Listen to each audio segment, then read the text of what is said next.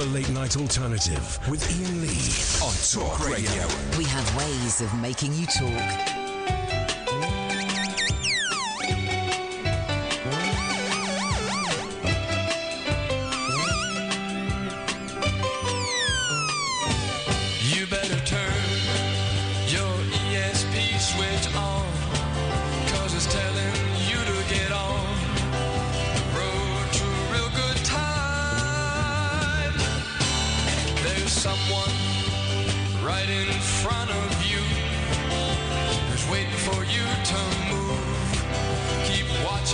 For your cue,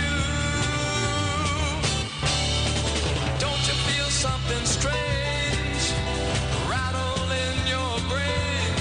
Is it love? Is it love? Don't you think you better do something about them funny smiles? Is it love? Is it love? Is it love? Is it love? You better turn your ESP switch on, 'cause it's telling you to get on the road to a real good time. I know you can't believe this is the one, but I'm saying there's a lot of fun if you'll only try. Something strange rattle in your brain. Is it love? Is it love? Don't you think you better do something about them funny smiles? Is it love? Is it love? Is it love? Is it love?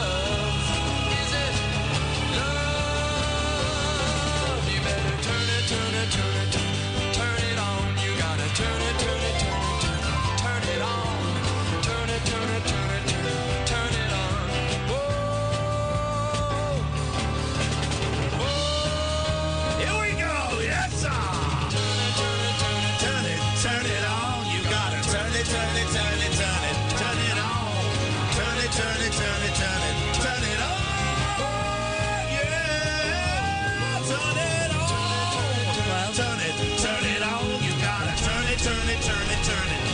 on, you gotta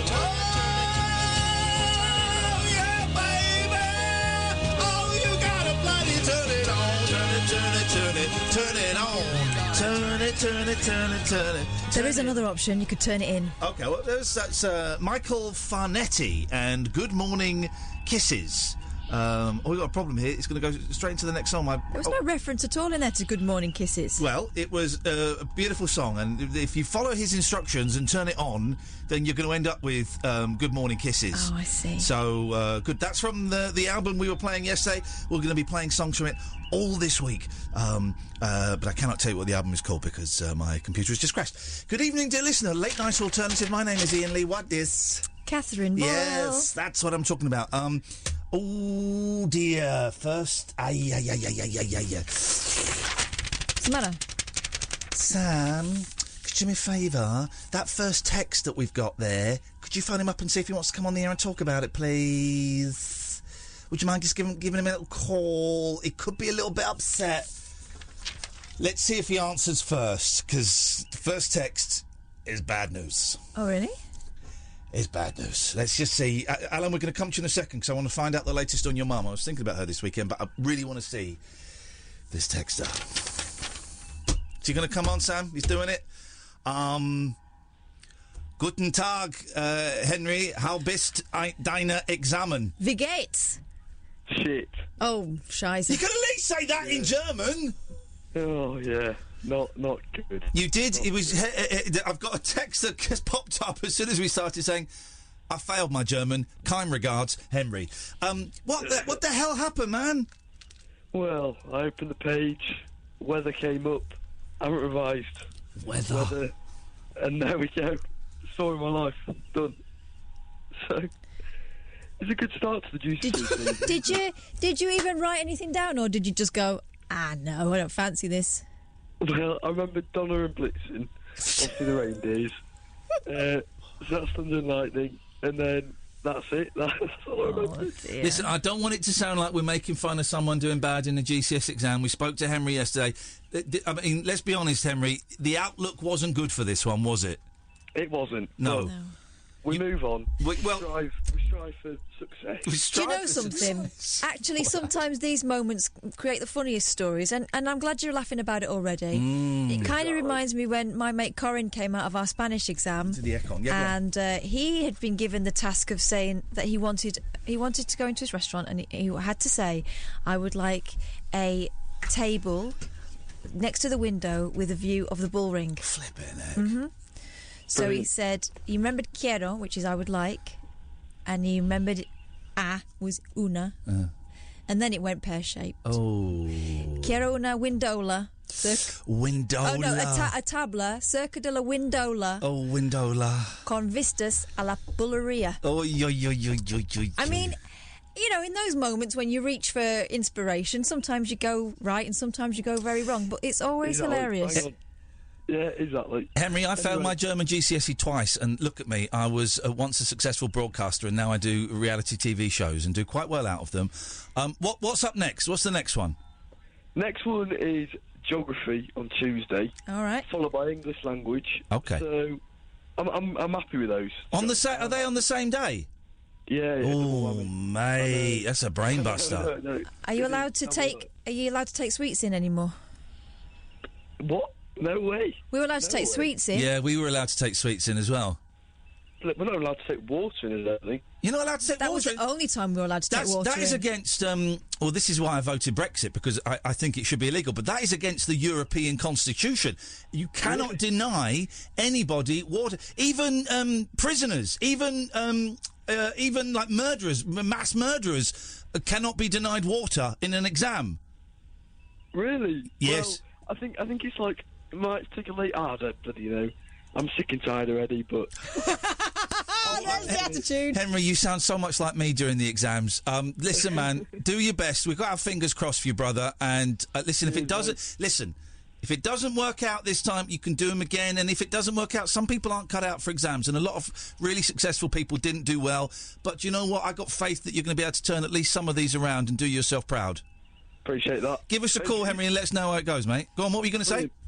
It's good entertainment for the radio. We love it. No, well, our tongue is slightly in our cheek. I know what it's like to be drowning in a sea of exams, and you're taking it very well. But I also get that it can hurt, man. So just hang in there. This isn't everything, all right?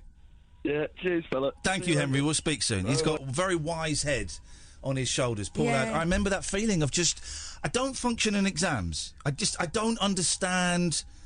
I don't really understand how they work. A written exam, and I just remember felt like I was drowning, particularly in the A-levels, certainly in my GCSEs as well. I just felt overwhelmed. I felt bogged down, out of my depth. And I get that feeling. And I thought all of my friends would feel the same. Actually, they were all doing really, really well. It was just me that hadn't done the work and was... What was I listening to the other night? It's either Spanish or it's French, where the word for condom...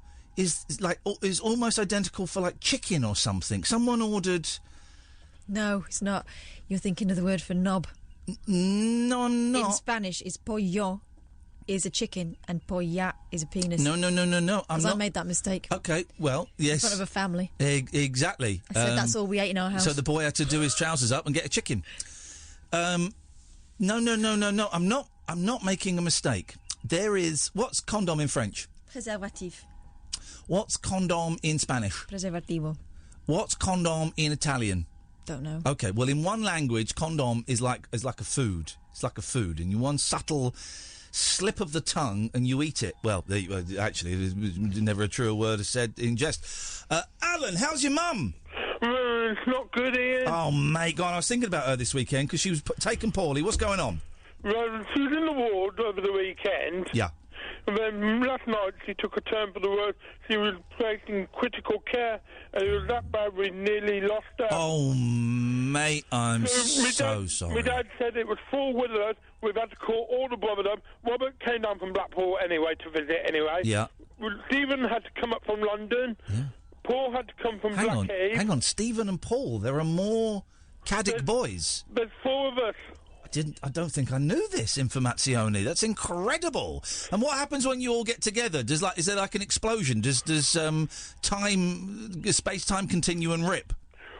Oh, put it this way: the arguments we've had over the years was unbelievable. Mate. So okay. So Mum was very ill last night. What's happened today? What's they saying now? She's a lot better. She's still in critical care. Okay, that's good. That's good.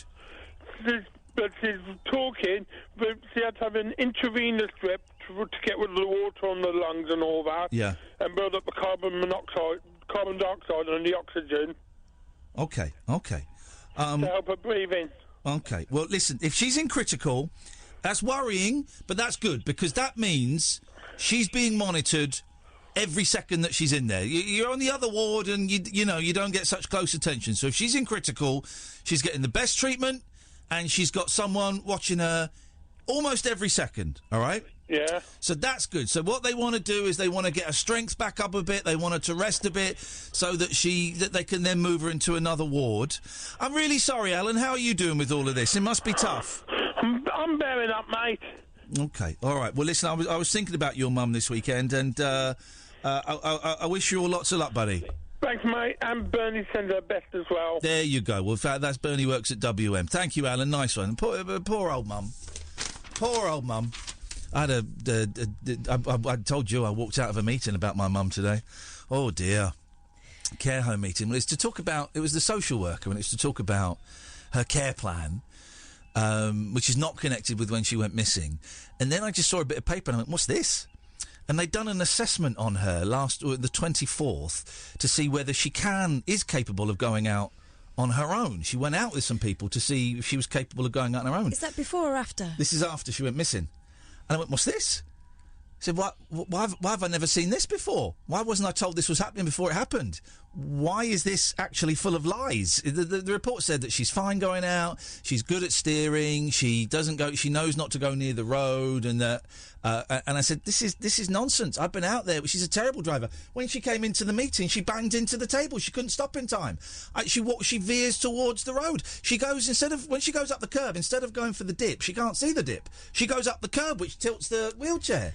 And I said, this is lies. It's strange they didn't do this examination before they allowed her to leave and not be known where she was for 2 hours. What is it? It could be close to 3 hours now. Right. Okay. So the carer that was there said, "Well, don't shoot. We don't have a little locking of horns about the food she's allowed to eat. They will only allow her to eat pulp pureed food, right? Because apparently she chokes, right? Well, she does struggle with swallowing, but don't make those jokes. That's my mum you're talking about. But whenever I go out with her, whenever we go to the cinema, we get pizza. It's posh cinema, so you get pizza, and I get her a glass of wine. You're supposed to put thickener in her drinks. Thickener's this horrible powder that makes drinks thicker. It's horrible. So it's like a smoothie consistency. Yeah, but that'd be like tea, wine, anything. Why? And all of her food is so that she doesn't choke. Right. And all of her food is pureed, and it really, really upsets her because, A, the food there is okay, but it's, care home food, and hers is pureed, and it upsets her. And the carer's going, well, and Mum was in tears at this point, and the carer's going, well, I've eaten the pureed food, and it tastes exactly the same, it's just the texture. I said, yeah, but that's not the point. The point is, she doesn't like the texture, and it's depressing her, and you can see this. You can see the effect it's having on her. Also, you trying it is not the same as someone living on it. Every meal, every single day. And she said, well, look, we're just following the guidelines. I said, look, I know why you're doing it. All I'm saying is, when I take her out, I buy her a steak, I cut it up for her, buy her pizza, she doesn't have thickened wine, she's fine with it. As long as you do it slowly. It can take her an hour and a half to eat a meal, but as long as you take your time, she's fine. And then do they sit with her and watch her swallow? They feed her. But there's a rush. But then the social worker said, well, Iain, you really shouldn't be feeding her that food. And the carer said, I'm just doing my duty as a carer. And I said, well, I'm just doing my duty as a son to make sure her life isn't boring and she has some pleasures that she enjoys. Otherwise, what's the point of being alive? Then the social worker said, well, Ian, I'm going to jot that down, and just to let you know, if there is an incident with you feeding your mum food that isn't pureed, that would be very serious and we'd have to look into it. At which point I started getting arsey and went, yeah, I do know that if my mum choked, that would be a serious incident. Thank you so much. So that was the first little locking of horns. And then I saw this form that I hadn't seen before, this assessment, and I said, what's this? And I said, I don't believe a word in this. I mean, the care home has lied to me already, so I don't believe this. The carer went, whoa, don't shoot the messenger. I said, look, I'm just telling you, I know for a fact you guys are lied to. Would you like me to go and get the boss? Oh, yes. Bring the boss in. At this point, Mum's in tears. So I took her to her room. Come back, the boss is there with the social worker. Sorry, we'll get on with the laughs in a minute. We need titles for the book. Some good suggestions on the Twitter. I come in, boss is talking to the social worker, and she goes, yes, Ian, I believe there's a breakdown. There was a breakdown in the meeting you just had. I said, yeah. Yeah, someone tried to feed me some BS. What's this? What is this? We only got it in today. I said, yeah, but it was done on the 24th. What is it? Because this is wrong. No, this says that she's well enough to go out on her own. A minute ago, she thought she'd been in the care home for a year, 12 years, and she thought before that she was living with my dad. She didn't live with my dad for 20 years, and she doesn't remember that he's dead. Right? So unfortunately, I had to remind her of all of this, which is partly why she was so upset, to prove that she wasn't with it. But I do apologise. She did know what day it was today. I think it was a lucky guess. She didn't get the month. And then I said, you have lied to me. I said, you've lied to me about the phone calls. The big thing is my mum went missing from a care home and they claim they phoned me. I had evidence that I thought proved they hadn't. Yeah, right? You didn't find out about it until the day after, the day after that she'd gone missing. And I said, tell me about the phone call. Why did you lie about the phone call? Ian, I'm not prepared to discuss that here. We'll discuss that at the meeting we're having in 2 weeks' time. I said, but you're here. You're sat there. Let's do it now. Why did you lie to me about the phone call? Ian, I'm not prepared to do this now. I'll talk to you in 2 weeks' time. And I'd asked again, and she sat there silently. I asked again, and then she went, well, actually, we do have evidence that we called you. What? Here we go. I said, what is it? Not prepared to discuss that here. I said, what is it? Not prepared to discuss that here. Show it. Show it me. I went, show it me. Show it me. Not prepared to show it to you here. I said, right. So you had invited me into a meeting in 2 weeks' time where you were going to ambush me with aces up your sleeve. I said, I'm not going to that meeting. Anyway, eventually I got up and walked out. I said, I'm done here today, guys. Thanks very much. I'm not talking to you again until I get that evidence. The evidence was a screenshot of a mobile phone where they rang me for 5 seconds. 5 seconds. 5 seconds. And it didn't show up on my list of missed calls. And I went through my calls. Because this was at 12:57. And at 12:55, for 2.5 minutes, I was on the phone. So they rang for 5 seconds. It would have gone to answer phone. They didn't leave a message. Anyway. But hadn't they told you that it had been ringing out for quite some time before it went to answer phone? Yeah. Anyway. That's strange. So the whole thing has made me very, very angry today. We'll get to the fun bit of the show in a minute. I promise. But the whole thing made me very, very angry today. I was exchanging furious emails where she was refusing to discuss it on email and we were going to do a meeting. And I said, I'm not doing a meeting with you. Then I went to an NA meeting and I was sat there just fuming. And I couldn't breathe. And I'm really trying. When I get angry, I'm really trying, and I did this during the meeting at the home, and I did this during the NA meetings, to breathe into my stomach. Take it down deep, make my stomach move out, and then breathe out. And I was doing that, and while I was listening to someone do a really good share, a young woman doing a good share, it dawned on me what I had to do.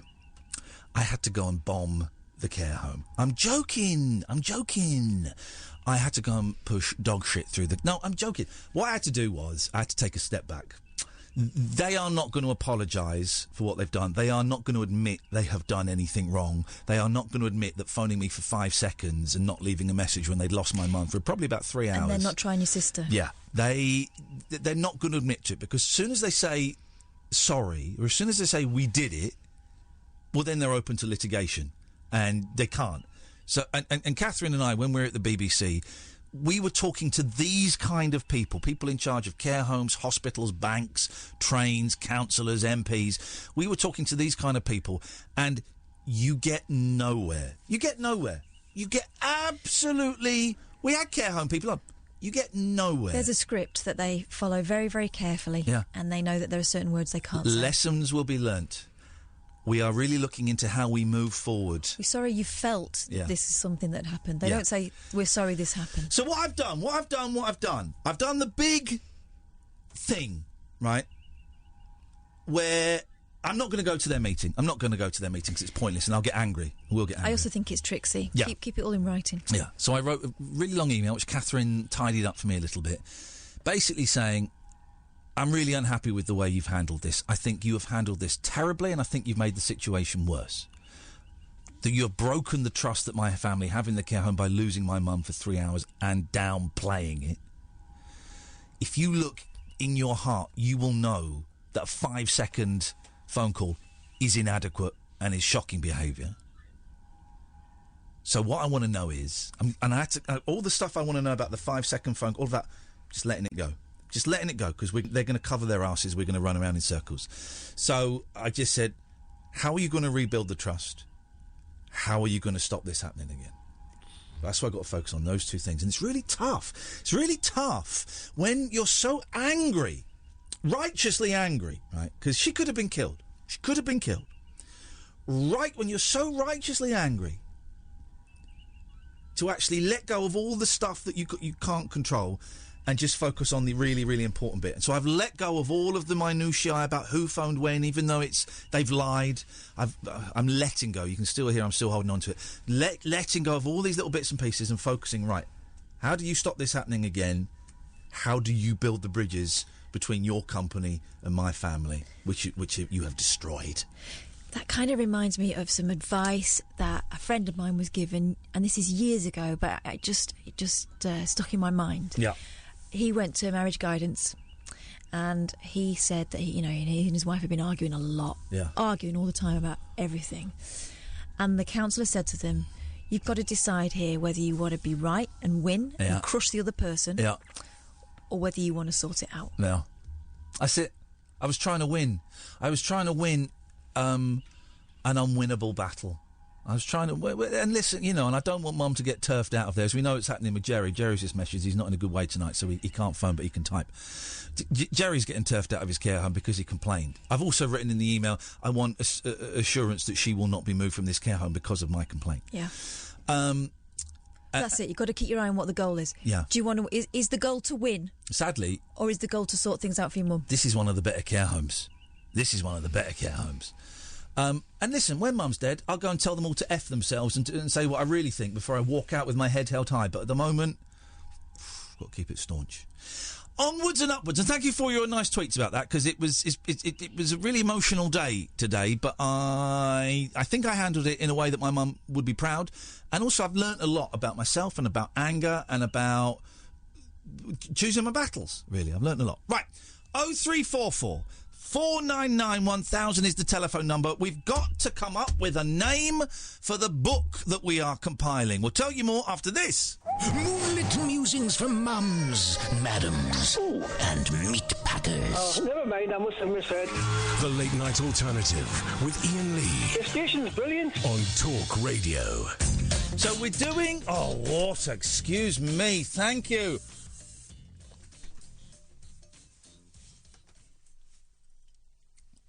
We had a Nando's. It was salty. It's so salty. Tell you what was the saltiest? That cheese. It was very salty cheese. Hello, so we're doing a book, and I put the first page on Twitter today. The first page is formatted, so you can see what it looks like. Loads of you have helped us out on this. Spencer, Ollie, Amy, Jeff. There's a... Jasmine. There's a guy... I emailed you about a guy who's... I've only got his initials. I wrote to him. OK, fine. Well, if we don't get anything back, we'll just put his initials. I'm cool with that, but hopefully he'll get back. So loads of people... We've asked for you to type up transcripts of your favourite parts of the Late Night Alternative. We've got loads. Got a nice little 200-page book coming. And do you know what? It's funny. It's funny. It is funny. Honestly, it is really, really funny. So only one page of it is formatted so far. And I put that up on Twitter, and people got quite excited. I've sent it off to a young lad in Pakistan who is going to format the rest of it for $25. Which is great. Got him on Fiverr. So we'll hopefully have that by the weekend, maybe the beginning of next week. Then Kath's going to proofread it for spelling mistakes. She's going to write a foreword. I'm also going to pass it on to my dad to double check it. Do you want your dad to know what you do for a living? Oh, actually, that's probably a really, really bad idea. Terrible idea. I'm going to write a foreword. And just to say, it is a foreword. Because some people are saying, can I write a foreword? Well, no, because I don't know what that is. You mean a foreword. Foreword. A foreword. Dredge has written one, which I've not even read, but I'm just going to whack it in. Yeah. I'm not, because I like Dredge. I trust Dredge. And he sent us one, and I'm not even going to read it. I'm just going to put it in and read it. I am, because I like to judge. No, I trust him. And then you will be able to order this book from Amazon, although I'm going to suggest you don't get it from Amazon because they'll take a massive cut. There'll be like a Lulu link. Lulu is where we'll be able to order it as a physical book, and I think as an ebook as well. I think you can I think you can. And me and Kath ain't going to take a penny from it. It costs a few quid. I think it costs, because it's 200 odd pages, I think it costs like about £4 to manufacture. So if, for example, we sold it through Lulu for £8, then £4, this is very, very rough, £4 would go to Lulu, £4 would come to us, and every single penny profit, every single penny is going to go to the Samaritans, we've decided. And just in case anyone's thinking, well, this sounds a little bit dodgy, Bodsky, I'm happy to every week just put the accounts up online so you can see there's nothing up my sleeve, nothing to be suspicious of. Because you want to know, if you're spending £8, £10, whatever it's going to be on a book, that as much of your money as possible can go to the charity. It's costing me a few quid to get this lad in Pakistan to do this, and there'll be a few quid. I'm swallowing that up. I'm absolutely cool with that. Every penny profit is going to go to the Samaritans. I think it's funny. It's being typed out, so it's like an actual script, like a movie script or a theatre script. It looks proper professional. I think it's funny, man. I think it's going to be funny. So that's coming. But we need a title for the book. Some suggestions on Twitter. Bearing in mind, Catherine said she was going to sort this out. She hasn't. Let me see. I did see a good one. I'm waiting for the muse to strike. I like this from speakers. Here's the thing. Yeah. That is good, isn't it? Well, you say that a lot. I do say that a lot. It's my catchphrase. Saying it too. It's my catchphrase. Mm-hmm. So that's a good one. Others not. What about that's a good one? How about swivel on that? All of these are excellent suggestions. Vicky says, Late Night Losers Bible. I don't want to get involved with the religion, man. Let's see what else we got. Iain and Kath perform The Last Rites, says Jack. You like that one? The Late Night Annotation with Iain Lee and Kelly Boyle. That was a bit rubbish, actually. Okay, that's all we got at the moment. So, 0344 499. Don't do it on Twitter because I'll miss them. 0344 499 1000 is the telephone number.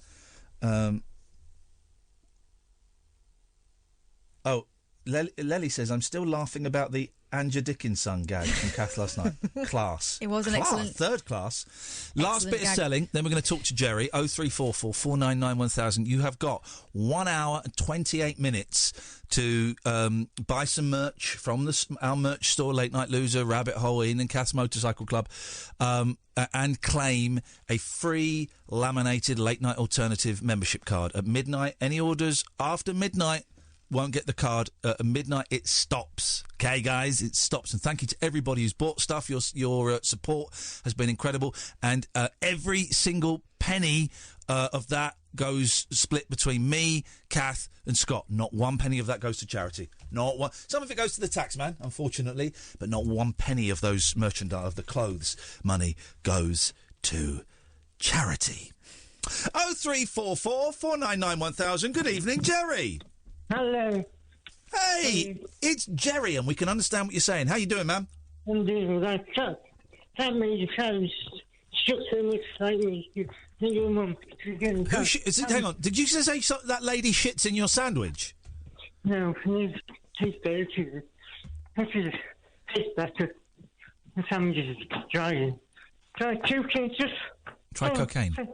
Same stuff. Yeah. No. Hold on, just say... It seems all generic. A generic... storyboard. Storyboard? I don't know what I'm about. Yes, man!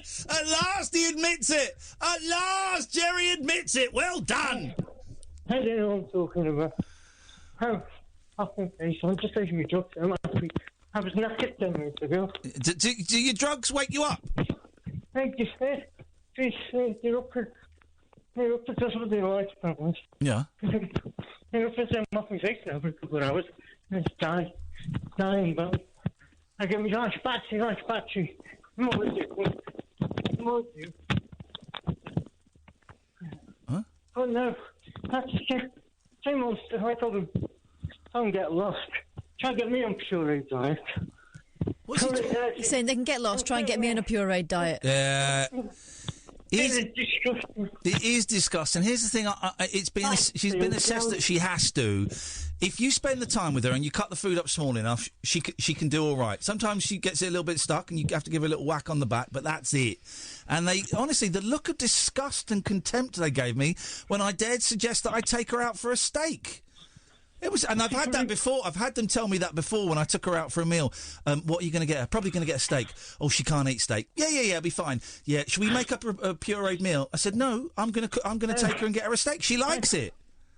I eat takeaways. I love them. I can't do the food years. Rubbish. It makes me it makes it too dry. It's even more than hot chocolate. Yeah. I took outside to make the food. Yeah. It's takeaways nice too. It's freshly made.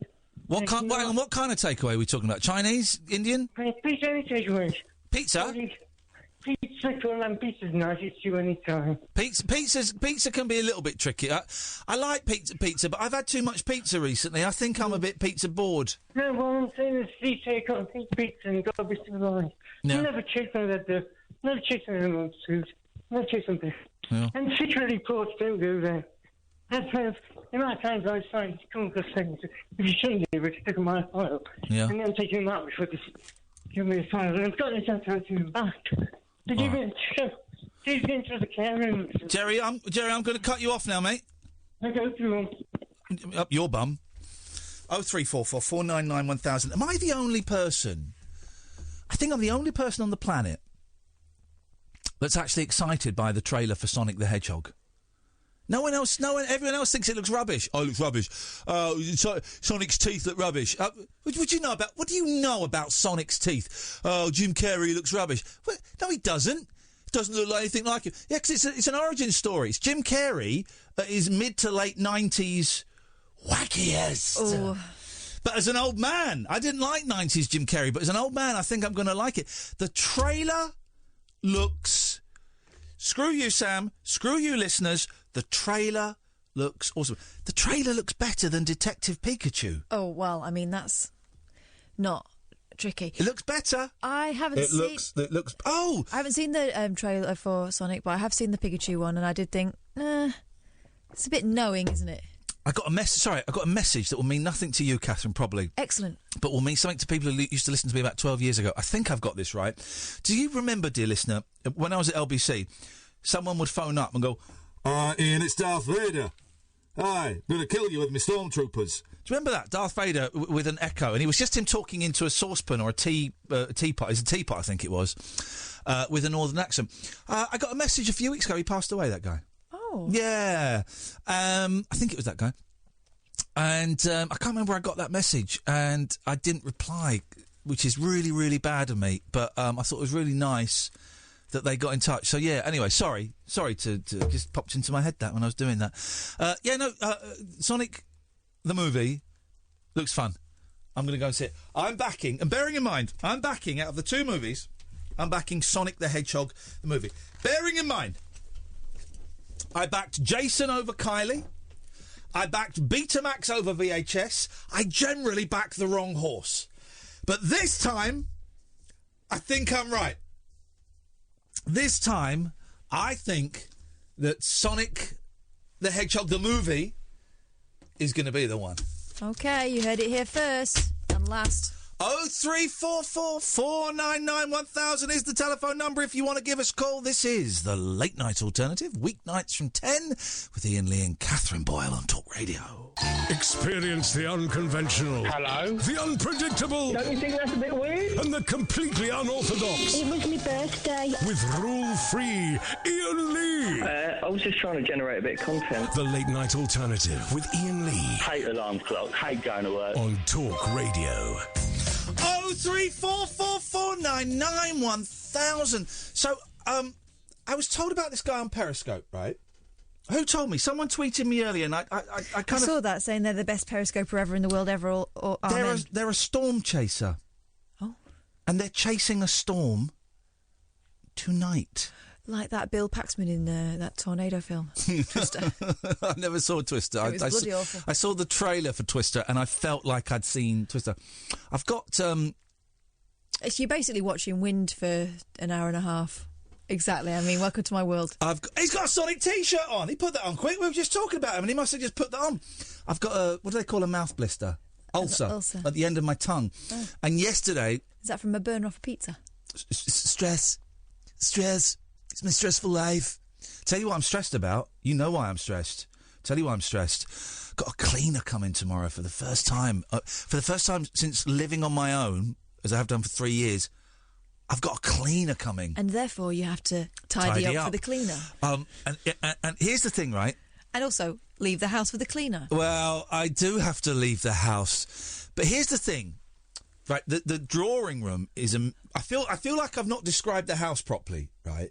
I've said it's got 3 bedrooms. I said we don't use 2 of the bedrooms. You don't really need to clean them. Maybe after the boys have been a little run round with the Hoover. But it's not like they don't really need cleaning. Yeah. The one in the loft, no one even goes up there. So that's fine. Is that still infested with flies? No, they've gone. Well Fixed done. it. The smoke bombs seem to have done it. They might come back next year, but they're done for the moment, which is great. Good news. So I said, look, there's 3 bedrooms. There's 2 bathrooms. I don't use 2 of the bedrooms. I don't use the big bathroom. Yeah, but you don't want it dusty. Well, no, the big bathroom is the sink and the bath are full of cat hair because the cats go and sit in them. What I might do, I might clean those. I'm going to clean those. I was listening to Scroobius Pip today, right? Oh, yeah. Because my radio's still broken in my car, so I've been listening to a lot of podcasts out loud on the speaker on my phone. He has one of them things across the middle of his bath, and he sits in there and watches his laptop, not laptop, iPad. Yeah. Watching the telly like the Jetsons. Well, I used to on a Sunday when I was about 13, 14, would take the black and white portable into the bathroom and watch Happy Days while I was in the bath. Blimey, where'd you balance that? That's like an accident waiting to happen. I put it by the door so there was no danger of water, but it was terribly dangerous. So I'm going to clean. I might clean that bathroom. Just scrub the bath and the sink. That's all you need to do in there, right? Maybe run the Hoover around. That's it. I'll get her to do it occasionally if I like her. This is just like a trial. But the drawing room is a mess. There's boxes everywhere. Do I just leave the boxes there? Well, I always move things so she can get the Hoover round. But I've only got the rug. It's not a carpet. Yeah, but she'll clean the floor, won't she? She won't Hoover it. No, she'll clean it. With a brush.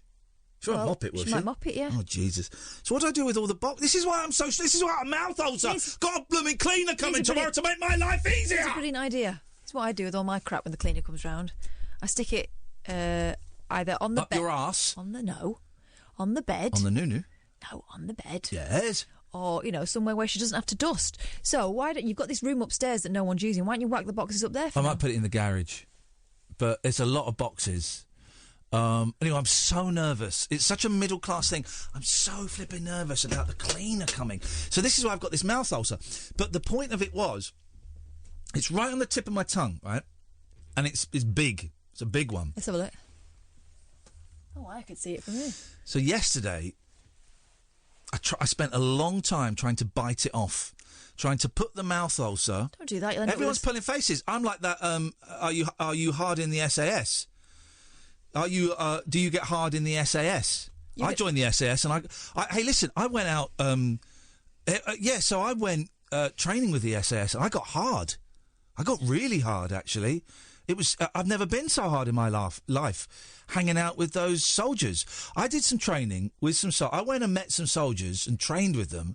I got rock hard, really did. I've just realised that could be taken both ways. What? Which is what I said to them. Anyway, excuse me. No, all seriousness. Don't bite the end off. You'll end up with a soggy bit. That's what I said to them. Anyway, no, but seriously, when I trained with some soldiers, I got an erection. Now, I didn't, but the mouth ulcer, I tried to bite it off, and all it's done is it's made it bigger. Yeah. And today I had to do a voiceover for an advert, but it makes it's hard to say when you do adverts. You've got to do dates. So this runs from the 19th to the 23rd. So this runs from the 19th to the 23rd. And your tongue gets a bit fatter and flabbier. This runs from the 19th to the 23rd. Teeth and teeth apply. Could you do it again, Ian, but without the lisp? Oh, yeah, sure. This runs from the 19th to the 23rd. Teeth and teeth apply. Couldn't do it. Could you do it again without the soggy end, please? This runs from the 19th to the 23rd. Teeth and teeth apply. Oh, dear. Couldn't do it. You know what you've done there? You damaged your tool. Yeah, exactly. Darth Vader was from Bolton. He also called Nick Abbott. Yeah, I think it was him that passed away, Ray. I think it was. Hello? That's Catherine. Soz. So, stressed about the cleaner. I'll probably go and sit in the garden. There's not really a lot to clean in my house. Is there? I mean, it's a mess, but it's not... It's just debris. It's actually not... There's not a lot to clean, you're right. But the kitchen wouldn't have a nice clean. My bedroom will be hoovered. Yeah, your toilets will be scrubbed because, frankly, they're a disgrace. I like this one. Amy says, Ian and Kath unscripted the scripts. That's quite good. I like that one. Yeah, so... anyway, so that... But then after that, when she's gone, just after 3 o'clock, maybe 3:15, 3:30, going to be streaming on Twitch, twitch.tv/Iain Lee. My mate Jeff brought round about 7 or 8 boxes full of retro video games. I know there's a GameCube in there. I know that. I believe there's a Sega Master System in there. I know there are some some Atari cartridges, but no Atari because the Atari didn't work. But I know that within those Atari cartridges, there's a copy of E.T. Oh, yes, the fabled game that made Atari go bust. Anyway, I've deliberately not looked in them. Some of the boxes are translucent. You can see, it's a GameCube. Right, fine. Tomorrow, about 3:15, on my Twitch channel, followers and subscribers, especially welcome, I'm going to go through those boxes. We're going to see what's in there. Wow. Nice. No, you say wow. There are people who've been messaging me saying, What time tomorrow are you doing the retro thing? Is it definitely going to be around about 3 o'clock? Is it? Because I'm going to have a late lunch. What, they're delaying eating to have a look in your dirty old box? Sis. I'm going to ignore that childish innuendo because we're better than that here, and I'm going to say yes, they are. Probably best that they do delay eating before they look in your dirty, dusty old box. She means bumhole, doesn't she?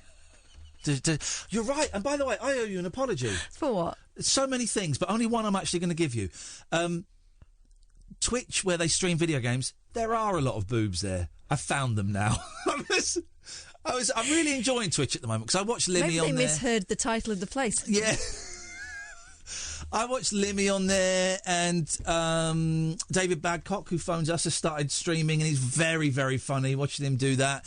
Roger, who calls the show, streams, and I kind of watch him a little bit, and a few other people. There's a lot of... Yeah, Kath showed me a boob. I don't need to see it. Well, no, there's this woman, and she just wears pants and a bra, and she just dances. Well, she was tidying up her spare room and dancing. Is that euphemism? No, and I was watching it thinking, and there was one bloke messaged, I bet you've got a lovely dirt box. Oh, my God. But then that got deleted by a moderator. Yeah. So there's a lot of that. And I was just thinking, this is so not sexy. This is why not be a man about it and go to Pornhub? You know, why are you doing this? Go and look at some real porn. This is not... Yeah, it's porn for cowards. Porn for cowards. Very strange. I just like watching geeky middle-aged men. Well, you're only on there to see someone tidying up, obviously. No, I like watching geeky middle-aged men playing video games. And in the case of Limmy, swearing a lot. But I'm having a great time on there. I'm getting nearly 200 people for the streams. This is it, guys. Tomorrow I could break the 75 average, which is what I need to become a fully fledged partner. So come and watch, come and join me. If you're following, make sure you switch your alerts on, that you get a little ping every time I come on. We're going to have fun tomorrow. A couple of hours going through some retro games. Might boot something up. I don't know. The weekend I had 200 people watching me eat a curry and format a Word document. 200 people.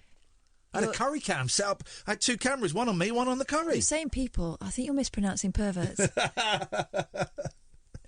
Watching people eat is a thing, though, isn't it, online? It is. Is it? Have you tried bananas? Just a suggestion. No, it is. What's it called? It's not sploshing. That's when you cover yourself in gunk, isn't it? Sploshing. Gunk and food. There's a word for it. Munching? Could be. It's something like that. And you'll watch... And they eat loud. Generally, it's like sexy women, but I think there are sexy men. And some of them are slim, and some of them are larger. And they'll just order, like, 8 pizzas and 5 Haagen-Dazs, and they'll just eat... Yeah, through it. But the noise is the thing. Yeah, it's they don't eat nicely like the mums told them to, or as I used to say to my eldest, eat posh, and she's there you go. Really enjoying this ham and pineapple pizza. I used to work with someone, right, who used to do that. He used to eat, right? And I don't mind how anyone eats, just by yourself. But he would start eating like an apple or something that is visible from space when his gob's wide open. He would start eating it before he came over to have a conversation. I don't think apples are visible from space. The way he was eating it was. What's the only man-made thing you can see from space? Great Wall of China. That's a myth. You can't see it from space. No, it's a wall. It's okay. Touche. You cannot see any man-made object from space. No, it's a myth. So actually, you've learnt something. Tonight's show, you have learnt something. You cannot see the Great Wall of China. Why would you be able to see the Great Wall of China from space? It's not that big. I've stood on it. It's long, though, isn't it? Yeah, it's long. So you can see long things from space. I don't think so. Depends on the thing. I don't think so, lady. I want to do a cartoon, and it's like a feisty duck, and he just goes around going, I don't think so, lady. I don't think so. It's when you add lady onto the end of things. I don't think so, lady. What does your boys say when they're the naked cowboy? I don't need no pants, lady. They haven't done the naked cowboy for a while. But yeah, eating. Well, ASMR. You get a lot of ASMR. I wonder if we can find any ASMR on Twitch right now. Let me go and have a look. But I find the sound of other people eating like vom-inducing. Don't you? You have your gag reflex. It's very light. You were watching Gordon Ramsay today and started gagging. Oh yeah, I mean some of that ingrained dirt really was. Should we? Mind you, I've emptied your cat's litter tray before and nearly filled it. Let's find. Okay, here's some ASMR. Oh, here we go. An original chilled experience. What's this? Let's turn that off. Let's have some ASMR from Twitch. This is where an original chilled experience on Twitch to help with anxiety and stress. There's 40 people watching it. We're just waiting for an advert to finish. As soon as the advert is finished, again, this is from Team Easy Company. Easy Company. Here we go. So it's a cool dude. He's going to play the thumb piano.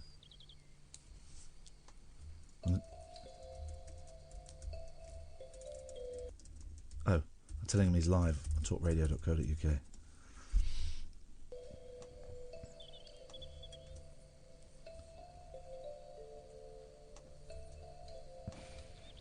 Message was deleted by a moderator. You are you are live on UK radio. Ask for permission before posting a link. Have you got a fire going there, or is that an illusion? Illusion. Oh. What? What did you say?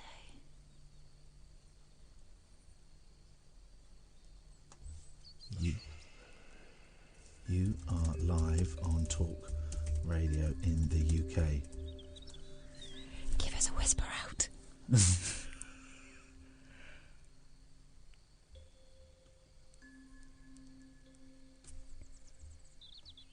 A guy's a boring guy.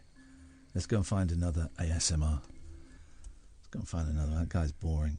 Let's try this. Oh, is that a rerun? I don't want a rerun. No, I don't want a rerun. We want live. Why would you... relax and tingling. This is a Russian lady. This will be good. This will be good. Penak I Mipalka. Oh, look, she's tingling. It's in stereo. Look what she's tickling there. Love eggs. Is it what she got?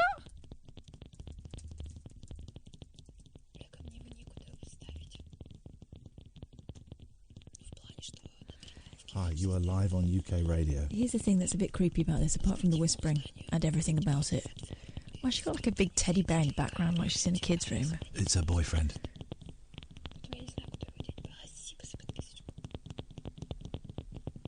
Well, that is good, though. Can you not feel that in your neck? So she's got long pink fingernails, and she's... Tapping the end of the microphone. A double-ended microphone, if you want detail. I mean... I just told her she's live on. You're live on Talk Radio.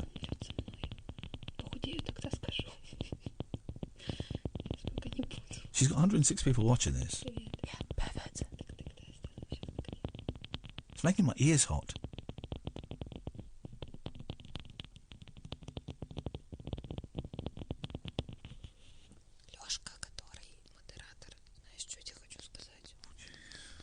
Is it not doing anything to you? It's getting on my nerves. It makes my neck go funny. Oh, this is boring. We'll maybe have a little look at that later on. Mukbang. Mukbang. That's the eating food, isn't it? Thank you, Texter 921 Mukbang. Quiet on the phone tonight, but I'm cool with that. We're happy to sit here and chat nonsense, or you're welcome to give us a call if you want. 0344 499 1000. If you've never called before, there's not really anything that we talk about. We just sit and chat. Maybe you want to share your experience with ASMR or Twitch or playing video games or whatever it is. You phone up. Daryl says, how come you can't see the Great Wall of China from space, but on Google Earth you can see all the crap in my back garden? Come on, Daryl. Yeah, boom, yes. You phone up, you talk to Sam, he'll give you a call straight back. This is the late night alternative, weeknights from 10, with Iain Lee and Catherine Boyle. That's me, I'm Catherine Boyle. She's the annoying one. No, he's the annoying one. Shut up on Talk Radio. The Late Night Alternative with Iain Lee on Talk Radio. We have ways of making you talk.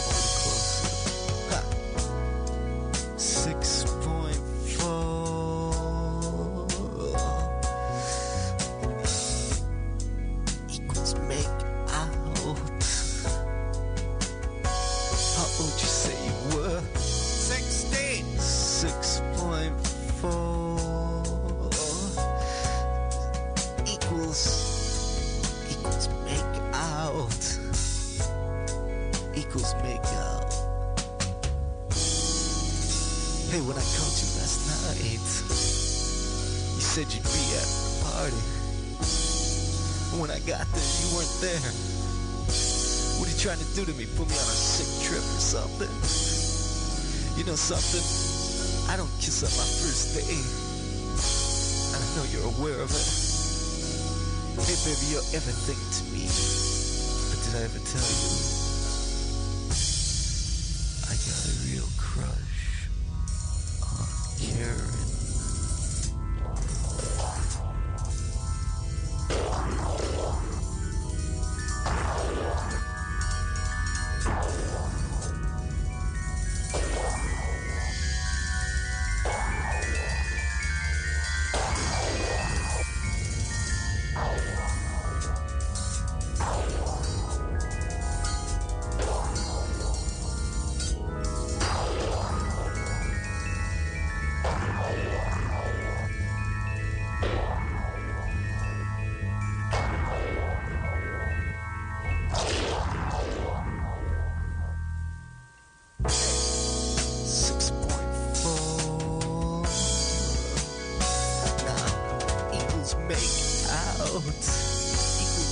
out equals make out. Hey, 6.4. 6.4 equals make out. Equals make out. Hey, babe, I'll not kiss you. I'll keep kissing you. 6.4. 6.4 equals make out. Equals make out. How'd you say you were? 16. 6.4. Oh, Jesus. 6.4 equals make out. Equals make out. Equals make out. 6.4.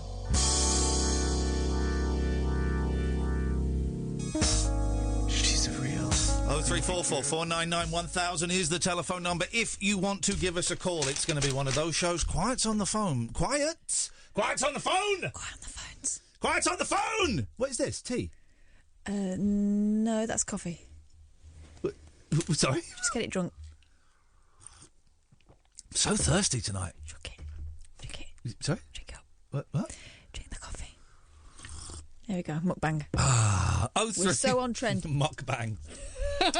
Literally, it's muck. That was my nickname at school. 0344 499 1000 is the telephone number. It's the late night alternative. It's a phone-in show. Unlike any other phone-in show, there is no... No one's phoning in. No one's phoning in. Well, in which case, it's like every other phone-in show on this station. There's no question. There's no point to it. We are just filling in time until we die. The things we got at the moment, let me just take this one. Hello, line 2, you're on the wireless. No, bottled it. The things we've mentioned, we need a title for our book of transcripts. Sonic film looks quite good. So I'm taking the boys away for a week in the summer. I wanted to take them to Japan, can't afford it. And just today, I had a lot of time in London to sit around and just not do a lot. And I'm reading a brilliant book that someone recommended. It's by Stuart Ashen. Terrible Old Games You've Probably Never Heard Of. Oh, it's brilliant. It's brilliant. What's that about then? And it's not like, everyone knows that E.T. is a terrible game and everyone knows all the, famously bad games. These are games you will never have heard of that are just awful from, I think it's from, 82 to 95 or something. Such a funny book. I was just reading that and laughing to myself in Starbucks. But then I was also thinking, where can I take the boys for holiday? And it popped into my head. I don't know why. Italy. We discussed it. No, I don't think we had. Yeah, we had. I suggested it about 2 months ago. I don't think you did, actually. Yeah, no, did. Not to me. Yeah, I did. You're thinking of something else, Catherine. No. My turn. So I looked at it thinking it'll be too expensive. But for the three of us, me and the two boys, we could get there and back for about 350 quid. For all three of us. There and back. But where's there? Italy. Is it proper? Roma, if you want to, Roma around the world. Roma, if you want to, without the wings, without the girls. So I'm thinking about Italy, because it's cheap. Well, it's cheap to get there. But I don't know if it's any good. Is Rome any good? What have they got? The Colosseum? What do we know about the Colosseum? Bruce Lee filmed Way of the Dragon there. He fought Chuck Norris there. They got the Trevi Fountain. The what? Trevi Fountain. Okay, well, I don't know what that is. It's where that dancing got done in that famous film. Literally no idea what she's talking about. La Dolce Vita. Oh, I've not seen it. You've seen the image. No, I haven't. Of the busty blonde woman dancing in a fountain. No, I haven't. Please don't tell me what I've seen and what I haven't seen. Please don't bully me like that. I will not be bullied by you. Stop. You're so delicious to bully. Do we know anything else about Rome? Do we know anything about it? Is it the kind of place that a 7 and 9 and a 46-year-old, as I'll be then, is it the kind of place... Oh, let me show you. I got my ex-wife to send me the boys' passports to... so I got their number. Look at that. Adorable. Little baby terrorist. And then look... Wanted for murder. Do not let this boy on an aeroplane. It's terrible. So I don't know. Venice, Sam says. Sam says. How can he afford Venice on his wages? It's so expensive and it's a bit stinky. It's stinky. It's a rip-off place as well. We know there's that. I don't know how much fun it is for little kids either. Well, Sam's only about 12. He's a tall boy, though. Tall boy. What's a tall boy? It's like a chest of drawers. Yeah, but it's quite a tall chest of drawers. I've got one. Okay. What's so we know what a tall boy is. Mm-hmm. What's a lady boy? Steady. Okay.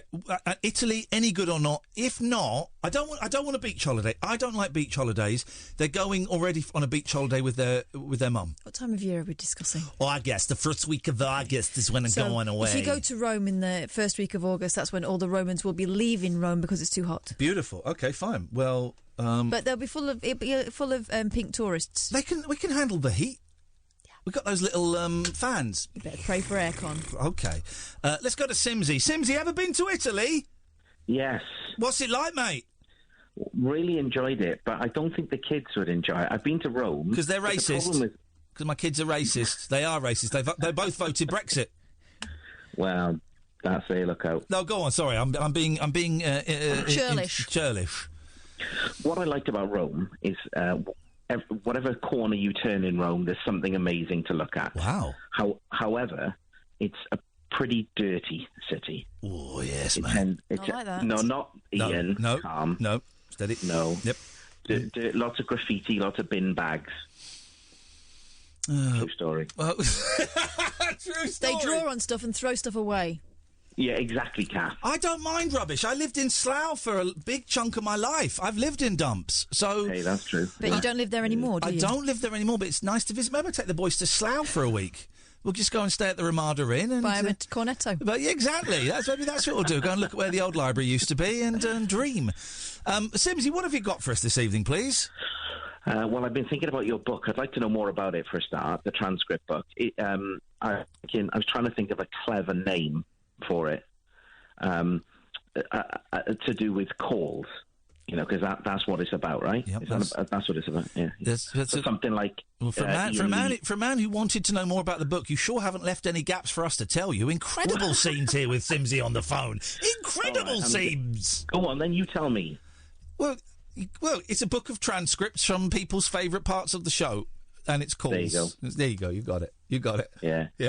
I was thinking of something like Iain Lee's Call to Arms. I like that because my name's in it and the lady's name isn't. I'm not a lady. Well, Iain and Kath, Call to Arms. But then that sounds like a jihadi training book. Doesn't it? And I don't want people to have to buy it on the dark web. I mean, we could tell people how to garrote. Bin men and bus drivers and things. You were advising a schoolboy how to use a shuriken the other day. I was doing that. Yeah. I think we got away with that. Yes.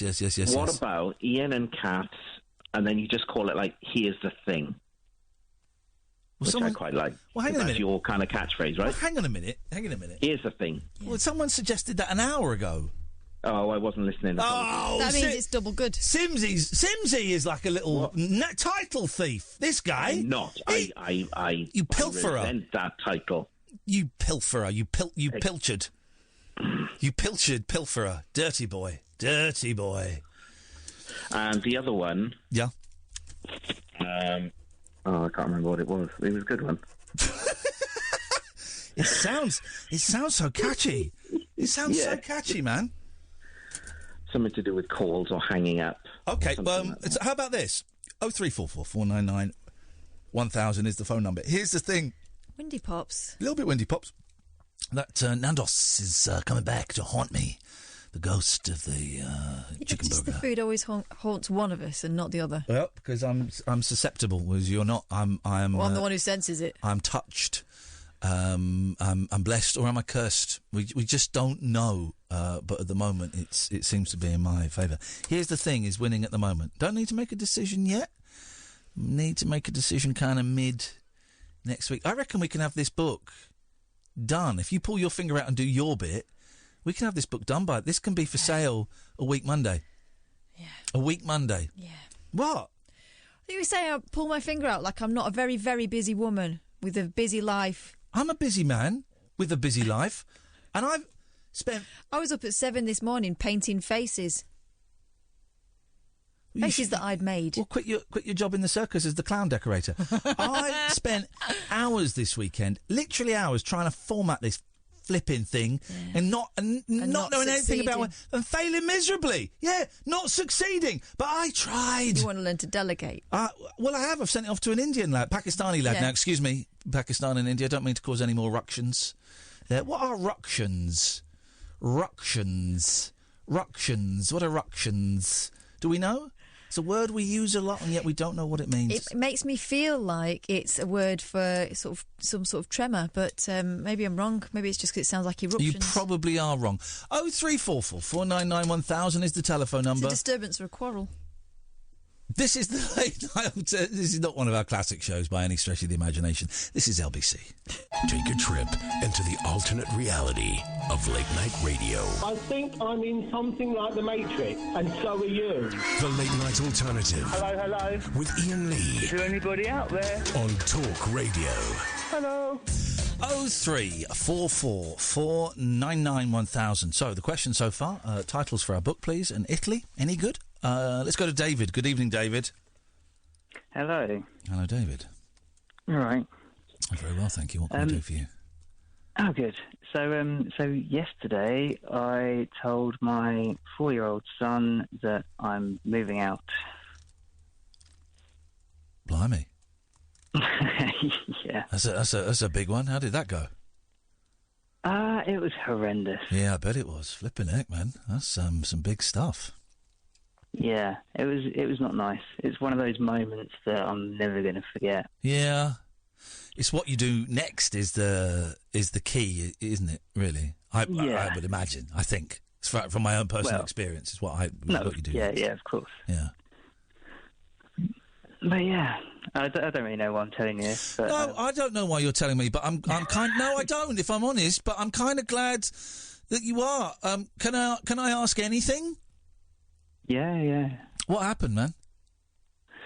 How did it get to this?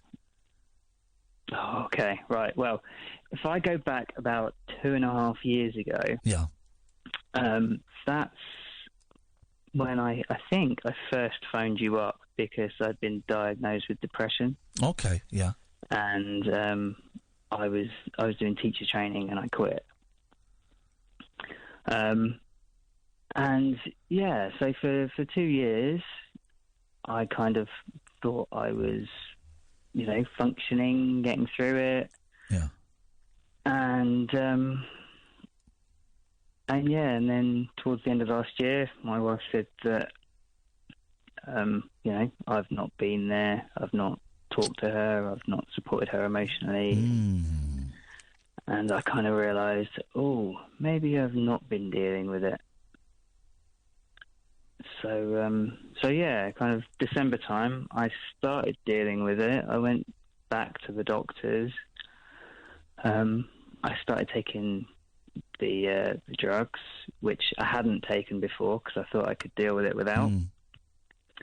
I found a counsellor, like a private one that I could go to, because I did the 6 weeks NHS one before, and I don't know. 6 weeks ain't nothing. No, exactly. Nothing. Exactly. And I listened to some audiobooks that people recommended me. And for a few months I worked really hard on myself, got myself into a better place. But I think it was too late for my wife, so I took her along to a couples counselling session. But she's not the type of person that can, She doesn't talk easily about private stuff in front of strangers. No, she would always talk to me about stuff. Yeah. Yeah, it's tough. Not everyone can. Not everyone can. I appreciate that. Yeah. And, at least she tried it. But it was the evening after that session that we kind of decided, right, well, there's nothing else to do. That's it.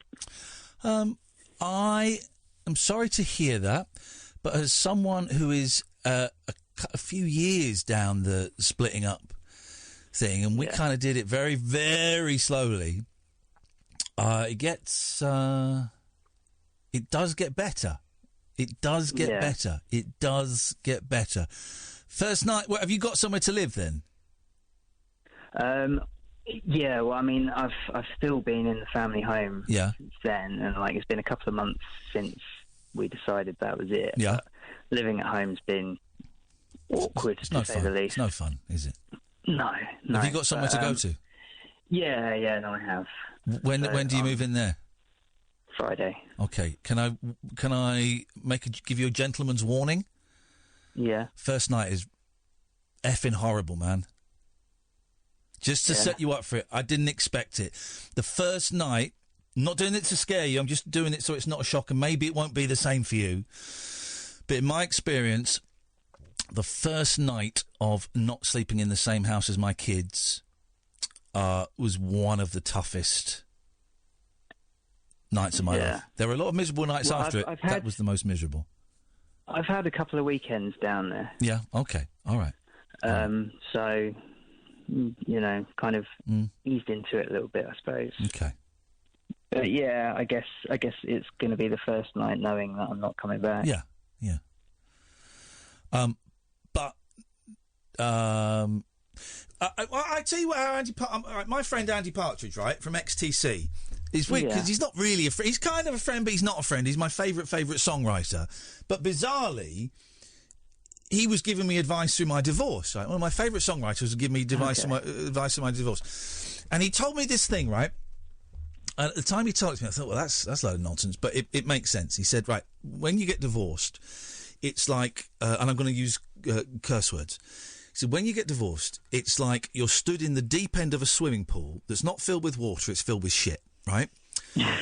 And you are slowly walking towards the shallow end. And he says, and it takes ages, and it takes ages, and it takes ages. And then after quite a long time, you realise that your eyes are out of the crap. And you can sort of see a little bit. And then you go on for a bit longer, and after a little bit longer, you realise that your nose and your mouth are out of the crap, and you can breathe a little bit easier. And they said after you keep walking, and eventually you realise you're at the other end and you're climbing out of that swimming pool and you can go and have a shower. He said it takes a long time to walk through it, but eventually you get out the other end and you have a shower and you're clean and life begins again. And you know what? From my experience, David, that was actually really, really wise. He's really wise, and that's how I'm finding it. That's how I'm finding it. Yeah, okay. How did your kids take it? Because I'll tell you, when I told my kids, they punched the air and went, "Yeah, 2 houses." Oh, they honestly did, and it made both me and my wife well up a little bit at the childish beauty of it. How did your boy take it? It was your boy, isn't it? Yeah. How did he take it? He got very upset. Mm-hmm. And, you know, he's like, I don't want you to go away, Daddy. And, you know, it kind of broke my heart. But, you know, explained to him that, you know, I'm going to get my own house that'll be nearby, and it'll, you know, he can have his own bedroom and can paint it how he wants, and he can have his own toys at my house. And you know, like, you know, he was upset for a bit, and but you know, like today he's been all right. You know, he's kind of talked frankly about, oh, when you get your house, Daddy. Oh, that's a good sign. So, that's a good sign that he's talking about it in that kind of terms. 4 is just that. I would say 4 and 5 is just that little bit too young to quite grasp he's nearly 5. Yeah, 6 and 7. I don't know. Maybe, you know, it just. But I mean, no age is perfect, is it? No age. No. I mean, I was 11 when my parents split up, and you know, that's one of the vivid memories I have of my dad sitting in my room telling me that he was going, and I just, you know, I hope that my boy doesn't remember it quite so intensely. I wish you the best of luck, man. You're welcome to call in any time, and I will share. Well, I came and saw you in Luton, and I promised that I'd phone you. because I hadn't for a while. Oh, yes, I do. Yes, I do remember. Well, listen, if you want to phone up and talk about this, I'll listen. If you want me to kind of share what I've been through, I will. And if you don't, I won't. Or if you want to phone up and talk about, I don't know, video games or crap on Netflix, you can do that as well, man. It doesn't always have to be, the heavy stuff. But if you want to phone up with the heavy stuff, then we're here. Ah, cool. Oh, talking of video games. Here we go. Now we're on to the meat of it. I've got a collection of retro video games that I've had in storage for about 10 years, maybe more. Yeah. And when I buy my own place, I'm going to get them all out and build a cabinet for them and play them. What do you think I'm doing now? I was living in a flat I was living in a bedroom for 2 years. Yeah, no, I know. Now I've got a house. What do you think I'm doing? I'm buying every bit of crap back that I gave away when we had kids. It's almost like a two fingers up to my ex-wife. It's not, but that is kind of like, well, I'm going to do this now because I can. I could have done it back in the house. It's that kind of childish thing. Well, I can do this now because I can. I always could. Yeah. I always could have if I'd wanted to, but it's... mine were always in the loft. Yeah. But I was never allowed to get them down. Oh, I wasn't. I don't want to do my ex a disservice. She would have indulged that quite gracefully and quite graciously and happily. But it just feels like, I'm going to... It's like a cat peeing in the carpet to leave their mark. I'm just putting a load of video games down. David, let us know how it goes, man. Cheers. Thank you, David. 0344 499 1000. This is Talk Radio. The radio show that knows truth is always stranger than fiction. Week Monday, I get shoes. The Late Night Alternative with Iain Lee. Because they're too real to be part of my imagination. On Talk Radio. 0344 499 1000. Man, I'm thirsty. Just sent Kath out for some cool, fresh, cold water. Let's go to Peter. Good evening, Peter. Evening, Ian. Peter, what can we do for you on this most holiest of Tuesday nights? I'm just phoning in to give you an idea for your transcript. Oh, here we go. The title for the book, Peter. It will be called... Crawling Out of the Rabbit Hole. Ooh, I like that, because it implies that Catherine's drunk again. Yeah. As is so often the case. Here's the thing, man. The hardest things in the world are naming books and naming bands. Have you ever been in a band, Peter? No. Honestly, you spent... when you're... I think naming babies. Naming babies... You know what, actually? Yeah, all right, I'll put that up. I still think naming bands is harder than naming babies. Thank you for that water, Catherine. Sorry to send you out. Naming babies is tough. Have you got kids, Peter? I have, and grandchildren. Did you do the thing, which we did? You buy those books, 10,001 Names. Yeah. Did you do that? Yep. Yep, we had the book with all the names in. It's because it's not like you've not heard names. Yeah, and you go through it and you go, don't like that, don't like that, don't like that. Who'd call them that? Don't like that, don't like that. And you've already got in your mind kind of what you fancy, haven't you? Well... And don't you go through the thing where one of you says, how about this name? And the other one says, no, don't like that. Yeah, because you know someone with that name and they're a knob. Yeah, well, when one of you... And it goes both ways a couple of times. When one of you thinks, oh, this is it. Oh, no, this is it. And you say it, and the other person goes, you joking? Yeah. No, No, we're not calling them that. Naming kids, I'd forgotten that. That's and I cannot. I mean, both my boys' names. Minefield. Sorry, it's a real minefield, isn't it? It is. Yeah. It is. Both of my boys, they've got Greek heritage, so it's sort of slightly Greeky names. One Greekier than the other. So we wanted something like that. So once we decided, Philip, exactly. Once we decided we want a Greeky name, that kind of made it easier because there's only about 15 names. So we got Yorgos and Nick. There we go. That's it. Yorgos and Nick are the two boys, and they love it. But how did you come up with the girls' names? The girls' names, I bought about 3 copies of various different name books, and in the end we named them after their great-grandmothers. That's a cop-out. Oh. They're good names, though. They're strong names. They're really nice, but we were thinking of, especially with strong girls' names, there were lots of cutesy-wootsy names around at that time, and I thought, OK... They seem that way to me, but by the time the girls are like 20, 25, they'll be women's names. Yeah. But I wanted to give them names that could kind of morph with them, and they could They could shorten them if they wanted to, but actually they were good, strong names, and they were names that wouldn't be embarrassing when they were older, you know? So they could be a managing director with that name. You have to do the thing as well, Peter. You have to shorten it. You have to see what it rhymes with. Look at the initials. Look at the initials. Yeah. Does it rhyme with any swear words? You've got to go... Are they going to take the mickey at school? Yeah. Oh, you have to go through... you have to go back to being a 9-year-old kid and come up with the worst possible variation on that name and try and pick a name that has no bad variations. Of course, every name will have at some point. Can I just turn around and say, Ian, good evening, Kathy? Thank you. Oh, look at Peter's a charmer. He's a grandfather. He's older than he sounds. What? I'm not sizing him up. Yes, he's a granddad. I appreciate... He's a smoker as well, judging by that laugh, Peter. Pack it in. I appreciate that. And the other thing, Ian, how are you yourself? Because I was listening a few months back when you had a bit of a rough time and when someone asked. I'm always having a rough time. Do you know what? At the moment, I'm doing all right, actually. I'm really doing... I'm doing all right. Can I tell you something, right?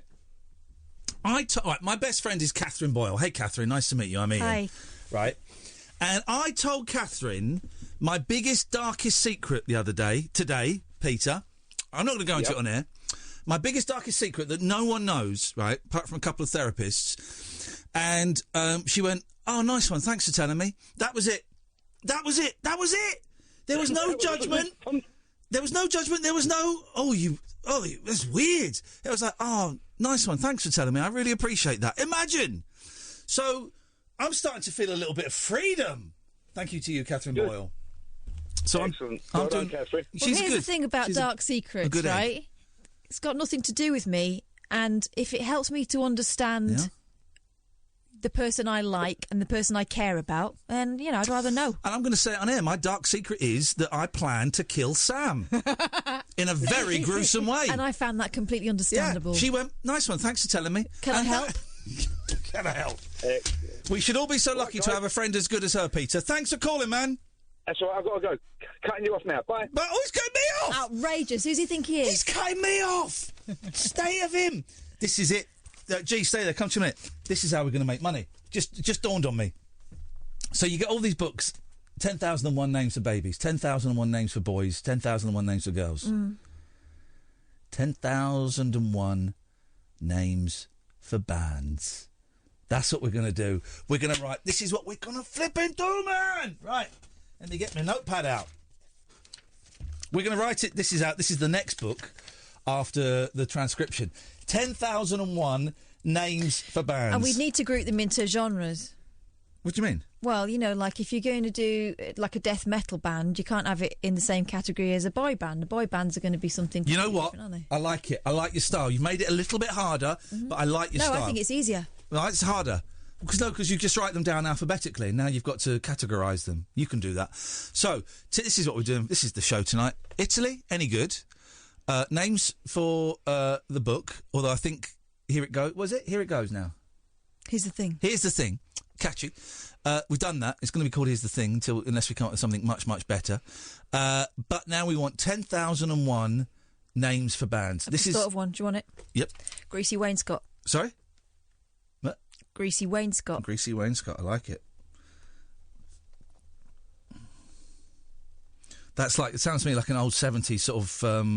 like a hard sort of southern rock band. Yeah. A bit like Government Mule. Have you heard of Government Mule? No, put it in. No, it's a real band. Oh, let's change it then. Government Donkey. Well, no, we're not doing that because the Government Mule is there. All right, Council Donkey. Government Ass. Okay. You don't like that? Put it in. Field Duck. Listen, we've got to do... how many? 10,000? Whack them all in, I don't care. Field Duck. Okay. Horny Rider. Yep. The Touchers. Yep. Creaky Hinges.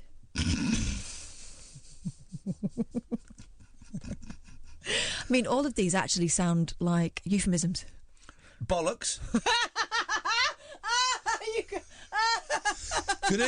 Now, the next band of Bollocks. Not like that. Seriously? They're actually quite good. There we go. There's another one. Quite good. Quite good. Oh, dear. The There's welcoming. one. Oh, dear. Oh, dear. I've got the welcoming. I like that. Yeah. Oh, dear. Yeah. Claptrap. Pull the other one. Pull the other one. Honestly, we're going to have this done in a night. Yeah, pull the other one. That's one. Ballsack. Cumberbund. Mm-hmm. These are too easy. Gravy boat. A gravy boat. 0344 499 1000 is the telephone number. We need something like 9,996 more names for bands. This is Talk Radio. The radio show where the owls are not what they seem. Do you or have you ever watched Twin Peaks? The Late Night Alternative with Iain Lee We could be dreaming and meeting each other in our dreams. on Talk Radio. Billy Hayes says, I like Billy. Billy sent me a song which I've not listened to yet. I'll have to listen to that tomorrow. From which Beatles song did I get this band name from? Ooh, She Do Me. Ooh, she do me. She do me well. No. Don't let me down. Don't let me down. Ooh, She Do Me. Well done. Very clever. Very clever. Very clever. He sent me a song. I listened to the show yesterday. Inspired me to write a song called "Simons Are Tossers." Should we have a listen? That'd be nice. Let's have a little listen to this. Hang on a second. Be with you in a second. I mean, we should probably add hashtag not all Simons, but actually, all Simons. I think they are. Let's have a little listen. Here we go.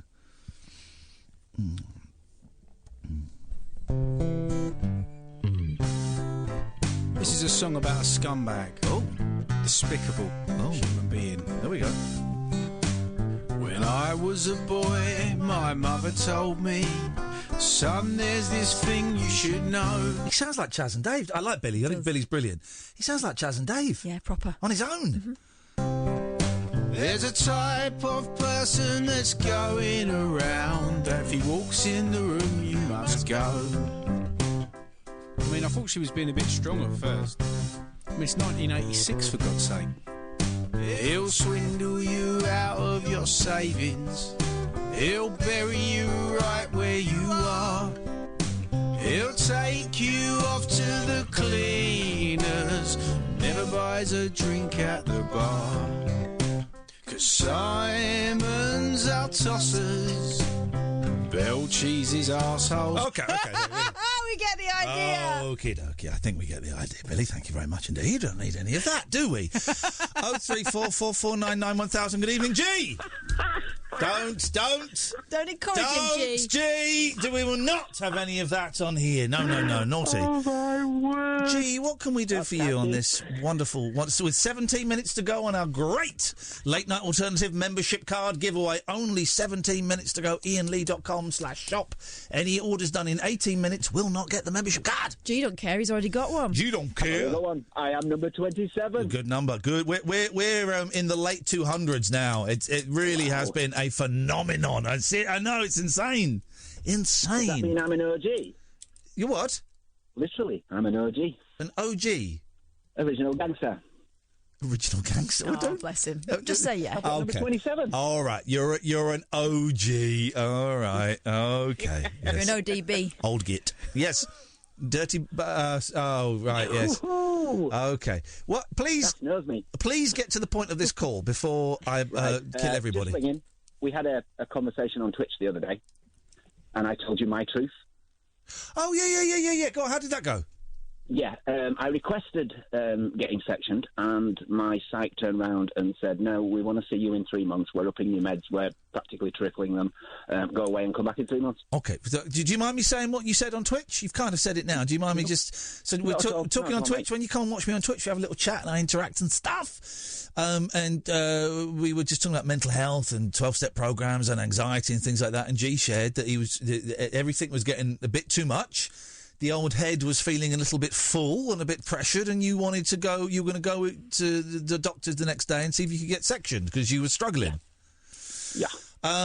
How does the old come back and see us in 3 months' time make you feel? A little bit rejected. Yeah. But I had a chat with the psych, and basically it's just funding, to be honest. Yeah, not lousy. There isn't much where I am, and there's even less where I am because of where I am. So, just one of those things. You know, you've got to understand that.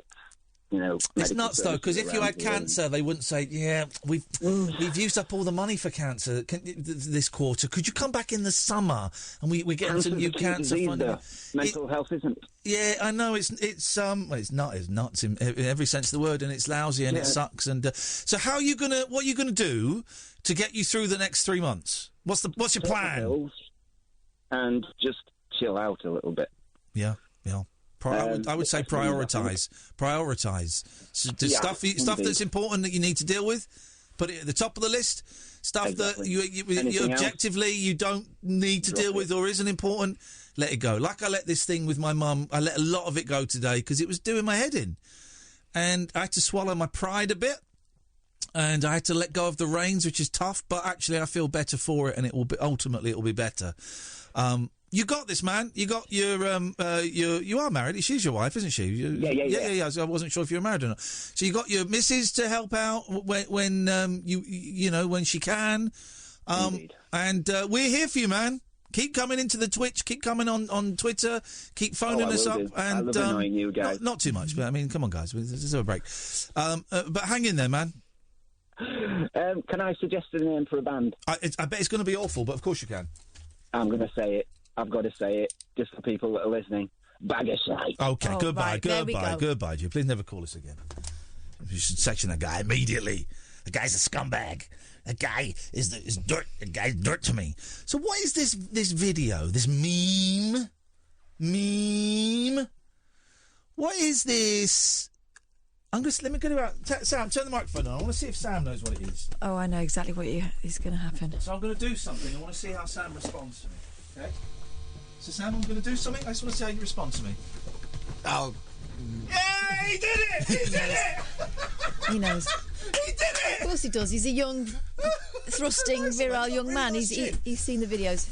I did the thing with the hand where someone holds their hand out, and then the other person goes and puts their chin in their hand. So because I saw a video of a man not getting it. Like I think it was a woman was holding her hand out, so you just see her arm in the shot, and he's looking at her, and he holds her hand out, and is going, "What are you doing?" But it's this. This very cutesy wootsy couple who have done that thing where they show that this is their thing, and so the way they show it is by. He puts his hand out in various locations, and wherever she's doing, she stops. And sort of jumps up. Oh, yeah, like a willing puppy. Here's the thing, right? I thought it looked silly, and I had the initial thing of thinking, "Gosh, well, that's a bit controlling and that's a bit." Oh. And I saw a lot of women saying, "Well, this is disgusting and this is outrageous." Then I thought, well, maybe she enjoys it. Maybe she thinks, maybe we're missing part of that. Obviously, we're missing a huge part of their relationship. It's their little joke. Yeah, maybe if she's... It started... come on the microphone, Sam. He's just typed something on my screen that I didn't know. Go on. So it originally was... so it started with you do it with your dog. So you'd put your hands out so you'd form like a circle. Wow, okay. And it would run up and put its face... between your fingers, and then people started doing it with the hand, where you just put your palm out and it will put its... Oh, so it wasn't this couple... So that's how it started, and then I think there was like a joke where someone did it with their boyfriend, and then it evolved, and... Kids these days are so weird. Yeah. In my day, the only thing that would go around was sexually transmitted diseases, and now it's weird kind of power... memes things. So I don't understand it in that case then. So the couple that we saw, they're not the first ones to do it. They're not the originators. But it's just a joke between them. It's a little bit of fun. I mean, they've gone to the trouble of making quite a long compendium of different scenarios, but groovy, that's what they want to do. People hold on. When I was 12, I had a boyfriend, Neil. And was this the Italian copper? No. Okay. I was 12. Okay. Just Italy. It wasn't in Italy. It was when I lived in Spain. What? Mm-hmm. Why was there an Italian copper in Spain? He was visiting. All right. It was brief. So, yeah, when I was 12, I had this boyfriend, Neil, and he fancied himself as the Fonz. And he did. I thought he was so sweet. And he used to do this thing where he would click his fingers, and I would fawn over him like the girls in Happy Days, and that was our little thing. But I was 12. Yeah, it was just fun. It was funny.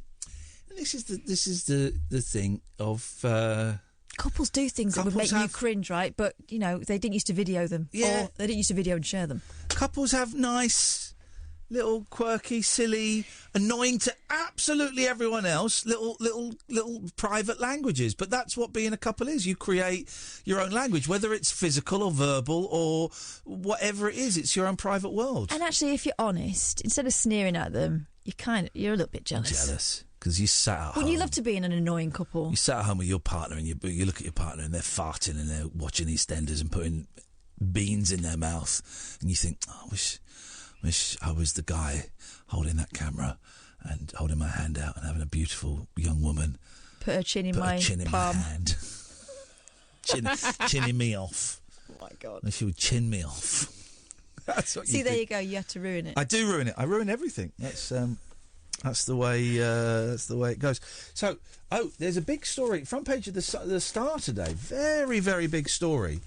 Get a grip of your pussy, Mrs. Slocum. Oh, I beg your pardon. Cat owners. I hate the pussy cat vagina thing. I hate it. People do the joke.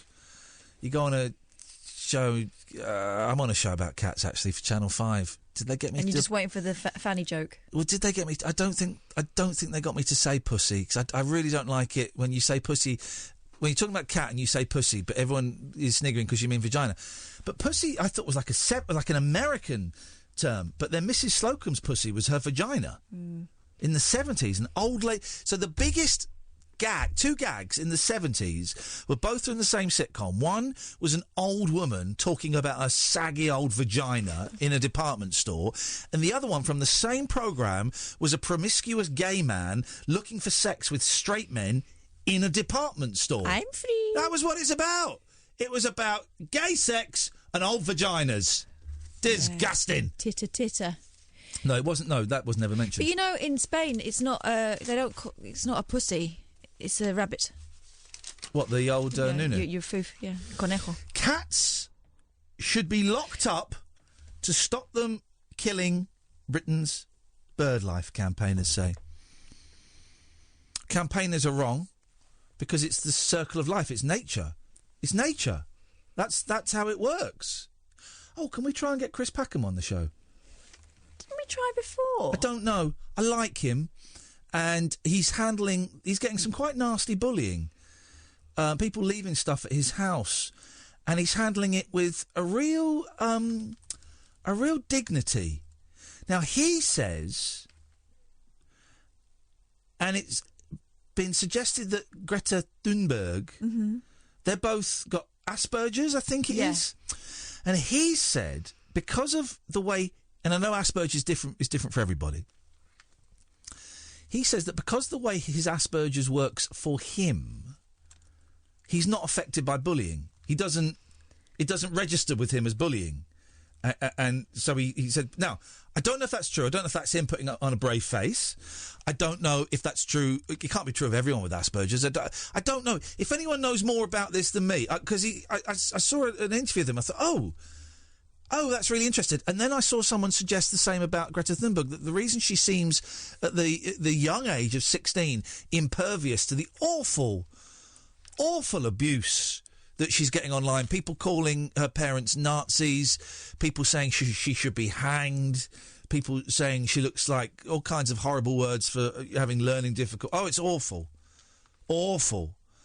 People saying she looks funny and she talks. She's a 16-year-old girl who's had more influence in her life than I'm ever going to have.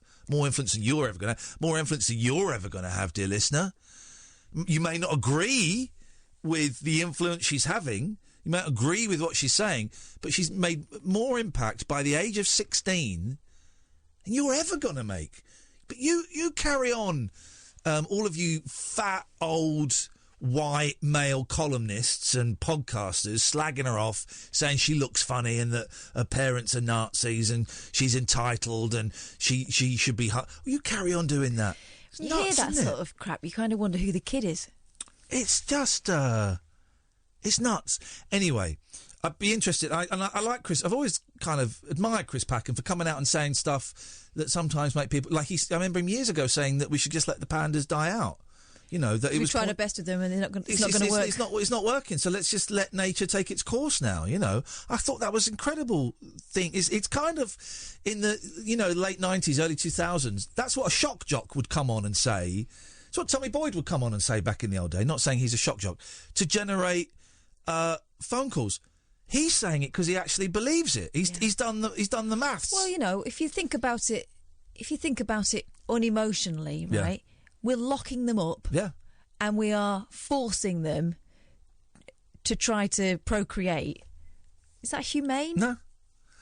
I find him fascinating. He's probably very, very busy. Probably won't want to come on, but just let him know. Thank you. I would just love to have a chat with him. Any news on Tony Slattery? Because someone tweeted him yesterday saying Iain and Kath would love to have you on. Yeah, I saw that. I'm up for it. But he's not replied to your emails. No, and I wrote again last night to the address that I'd had a response from, a really favourable response in the first instance, and just said, just following up on that, no pressure. We don't want to add to any stress or anything, but we're still really interested. And then I also today tweeted that just to say I've sent a message to Alan. That's the person who's handling it. So hopefully I'll get there. He's very...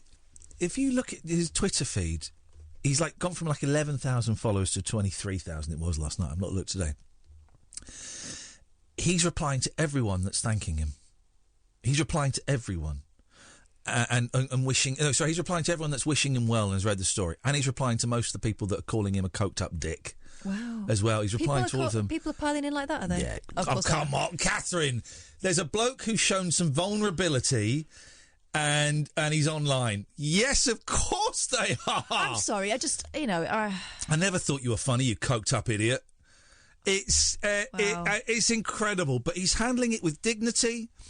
And I'd forgotten, actually, how big... We could go to the break in a minute. Phil, we'll come to you after the news.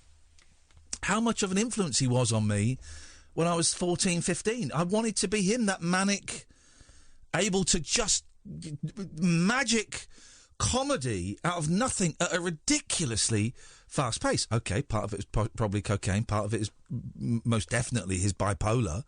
But just at the time, he was the funniest person, certainly the funniest person on Whose Line Is It Anyway. And when he was firing on all cylinders on that show, one of the funniest things, just a machine. Anyway, we'll do the cat story in a bit. Phil, you'll be the first caller straight after we get back from the news.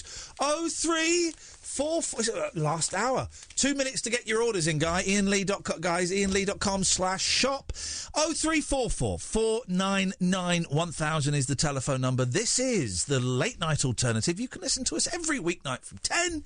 Iain and Kath, only on Talk Radio. The Late Night Alternative with Iain Lee on Talk Radio. We have ways of making you talk.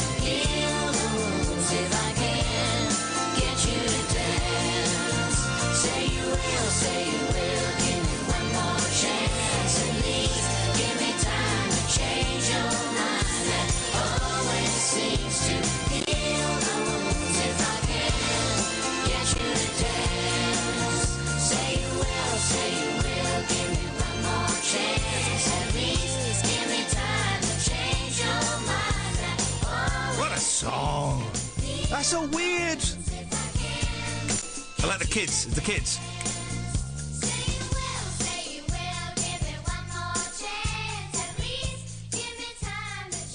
Now, aren't they Lindsay's kids? Or Stevie's godchildren or something? Something like that. Yeah, they are. Weird late era Fleetwood Mac album that no one knows about. Half of it is brilliant. So good. Half of it is absolutely brilliant. The other half, it's okay.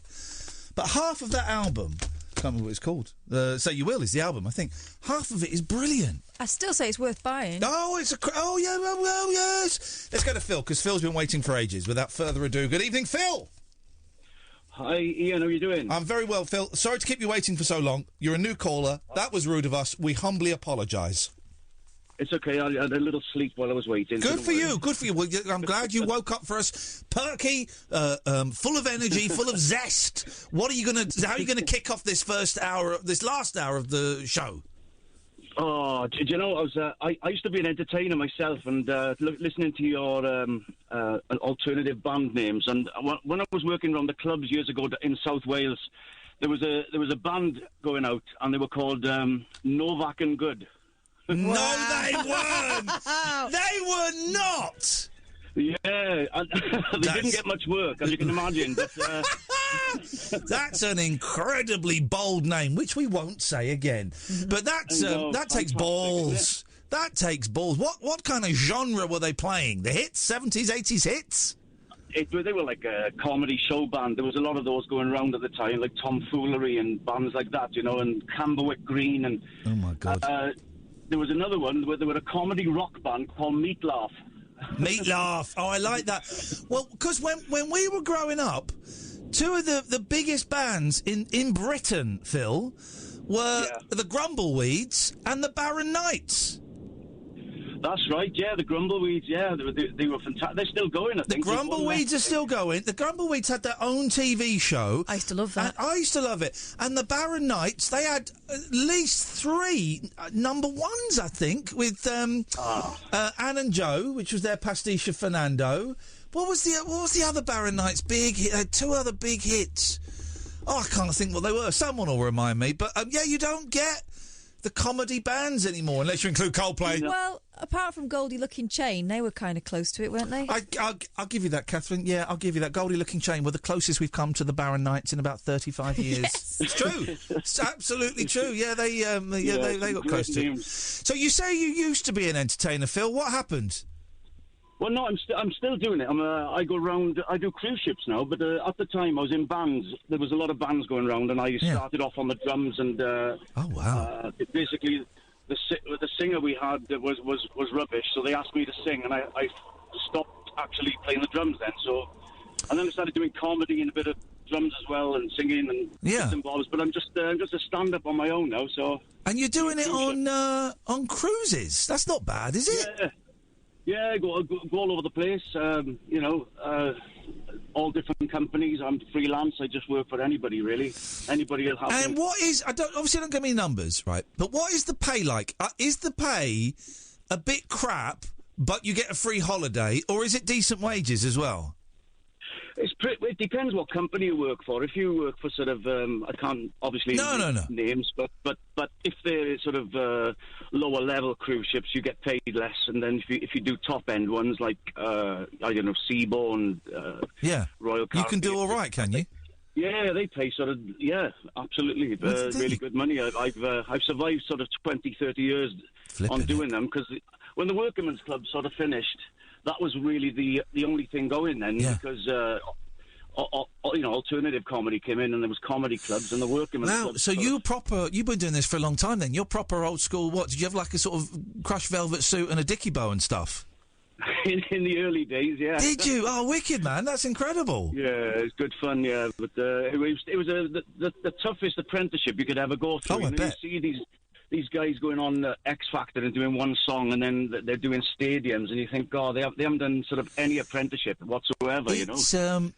Well, this is why you may never have had your own TV show, but 30, 40 years on, you're still doing it, and you kind of wonder some of these kids that they're 18 and they haven't worked any club. Listen to us old men, but they get a number one hit off the back of a TV show. What are they going to be doing? And in 30 also years? it messes them up. Yeah. We've spoken to people who've been chewed up and spat out, and they're all of a sudden they feel like they're big stars, and they're being given the old lines from people who were making money out of them, telling them that this is going to be forever, and of course it isn't, and the come down is enormous. It's almost not worth them having been there in the first place. They're better off not knowing what it was like.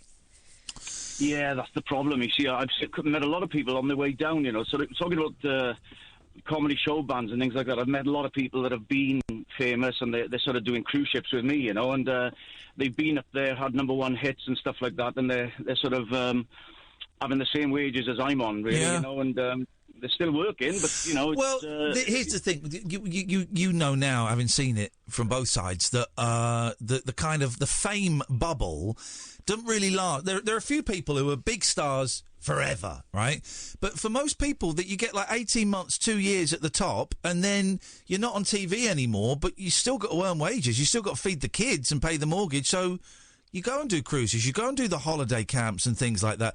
And some people, I'm sure, would take the mickey out of people for doing that. But I've got nothing but respect for people who've been at the top, but still go out and work and earn a wage doing whatever it is they have to do. Well, the top is a trick, isn't it? Oh, yeah. The top is a trick because you're perceived as the top, yes. Because you're up there on someone else's say-so and the judgment of, a handful of people. And actually, it doesn't mean that you're any worse than you were when you were up there. You're probably better. Yeah. Actually, with some more experience. But, fashion.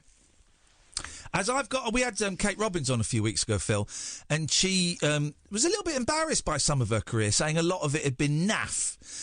And when I was 20 years ago, I'd have bought into that and said, yeah, it was naff. But now as a 45-year-old, and I've done some awful things, I don't think there is anything as naff. Someone offered me a cruise, I'd do it. I'd do a cruise. I don't know what I'd do. I'd give talks or whatever. I don't know. I don't think there is anything naff. My question now, when I get offered a job, Phil, how much does it pay? How long is it going to take? Do I get to keep my clothes on? And that's it. That's it.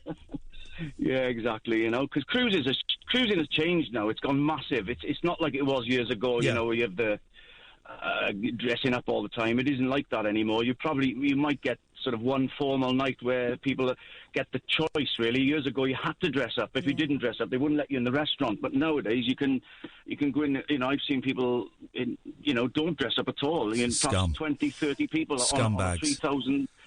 Yeah, exactly. They're scum, Phil. I'm sorry that standards have dropped. They should be formal dinner suits every single night, especially if they're sitting at the captain's table. About 30 years ago, my grandma and granddad started going on cruises, and we used to laugh because grandma used to buy all these posh frocks ready to go, and she was joke that she would be sitting at the captain's table, but she'd buy gold shoes. Right? Yeah. She was like, who do you think you are wearing gold shoes? It's for the cruise. And if we dropped anything in the dining room at her house, she'd say, right, that's it, you're not coming on the cruise. The cruise was like the tippermost of the toppermost to her, living. I don't think I would enjoy it as a holiday, but I'd enjoy it as a job. I could do it for a job. Is it paying? Sure. Yeah, beautiful. I'll go and do that. And I could probably do it once as a holiday. If, it wouldn't be my first choice. So if someone was paying, I'd go on a cruise. It wouldn't be my first choice for a holiday because I've been doing it so long now. It's just the last thing I want to see is the seaside. Yeah. So. The mystique has gone. On holiday up a mountain somewhere, Phil, hey, listen, we've not spoken before, have we, Phil? No, nice to speak to you, Ian. I'm a big fan and a big fan of the show. Thank you, mate. Hopefully speak to you again. Yeah, sometime. Give us a call again. It's been nice having a chat, and we'll give us a call any time, Phil. Take care, man. Thank you. All right, buddy. Take care. Cheers. Bye. There you go. Bye-bye. And a lot of people turn their nose up at those old working men's clubs. I can imagine them in a bow tie with a fag on and leaning on the microphone. But those are the skills, man. Those skills. He's worked in some of the toughest places you can work. I think this country, and I've heard it said before, and I agree with it. Right, there's a lack of respect for entertainment because it's not deemed to be quote unquote a proper job unless you're having a horrible time. So, but really, what you should be doing instead of going, look at that bloke stealing a living, going and singing and dancing in front of. Work out how you make your job better rather than expecting everyone else to, suffer when they go to work. I liked him. I like Phil. Thank you for that. 0344. The switchboard is empty. We're not getting many calls tonight, but they are all top quality, don't you think? Yes. Really Solid gold. Solid gold calls. It's a solid gold calls tonight on Talk Radio 12:15 a.m. That's your Ian McCartney voice. It's Ian McCartney. Horizon FM 103.3, home of the hits. 0344. Man, I'm tired all of a sudden. Just hit the wall. Get a little bit of a lie in tomorrow. Cleaner's not coming till 12:30, so I'll get up at 11 to tidy up. 0344 499 1000. Empty switchboard. Come and phone up and just have a chat. We're not really talking about anything. Just come and chew the fat with me and Kath. If you just want to talk to Kath, I'll keep quiet. If you just want to talk to me, she'll keep quiet. Whatever. Whatever. You want to talk to Sam, phone up and we'll have a chat with Sam. This is Talk Radio. Kick off your slippers. Don't go to bed. The party is just starting. You can sleep when you're dead. The Late Night Alternative with Iain Lee on Talk Radio. Man, I'm tired. What just happened? The night. I'm just really tired. I've got no idea. What just happened to me. 0344 499 1000 is the telephone number if you want to give us a call. Catherine, what have you got for us? Oh, people being horrible. This is in the Mirror. Yeah. Okay, 5 years after losing their young son in a car accident, one family still feel that loss keenly. To commemorate his life, they've maintained a small memorial on the spot where he died. However, the neighbours on the residential street where the memorial is are apparently fed up of it and vocalised this in a letter to the family in the US. It goes like this. Yeah. It's very unfortunate you lost your son and grandson. Uh-oh. The residents that live off this boulevard have lost loved ones just like you. You burden us with your makeshift memorial in our backyard. Oh. It's downright despicable to remember your loved one in this way. Eee. If you cannot afford a proper memorial in a proper place, then go on the internet and set up a GoFundMe page and ask for donations. It's been 5 years. Get on with your life. We're tired of sharing your pain. Gosh, that's a little bit Jeff, isn't it? Wow. Well, how big is the memorial? Well, it was shared to Reddit where users imagined the memorial to be a massive eyesore. As it turns out, it's a simple and discreet cross.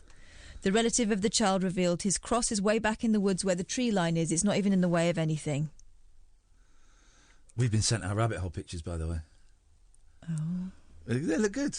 I mean, I look old and grey and I look fat. old. Turns out, right... We had some pictures done the other day by our friend Jeff. In your own head, you stay about 27, but outside your own head, you don't. No, I look old and fat and grey. That's the way it goes. I'll have a look at them properly tomorrow, but you'll hate them. I can see a couple that are really nice in there already, actually. Cover of the book. It's the cover of the book. Let's take some calls. Let's go to Oliver first. Good evening, Oliver. Hi there, Ian. Hello, Kath. Hey. Hey, Oliver. What you got for us? I haven't got any band names, I'm afraid, but when you were talking about baby names earlier, I thought of an anecdote. Go on, let's have it. We like anecdotes. I collect them. I've got a nice collection of anecdotes. I don't write them down, Oliver. I just store them in my brain. That's all right. I'm going to add this one to it. Go on. I like you. You're very giggly. What's going on? Why are you so giggly? Well, because I haven't called in a while and I'm like really anxious. Are you? Remind me how old you are, Oliver. 21. Okay. Are you high on drugs?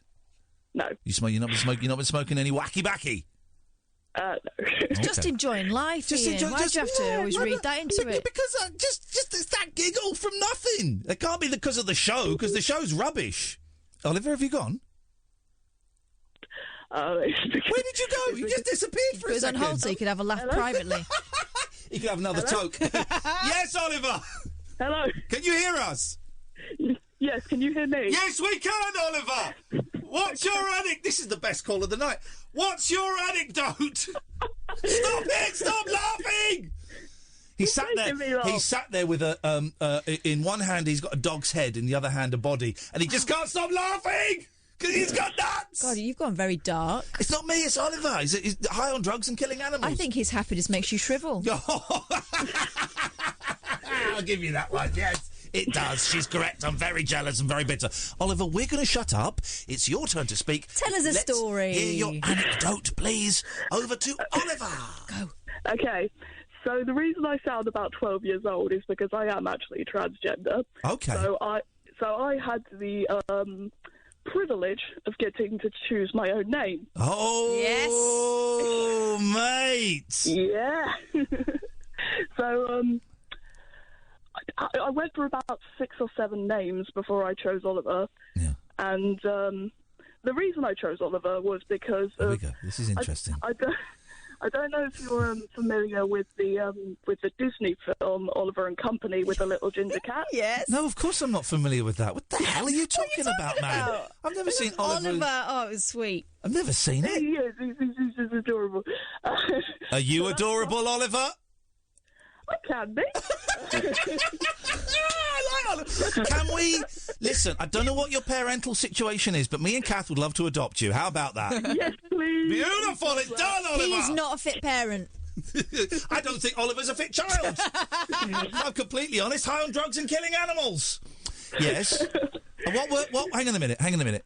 What were the other... hang on. Let's think of some other animal films. Skippy? What were choices number 2 and 3? What were you nearly called?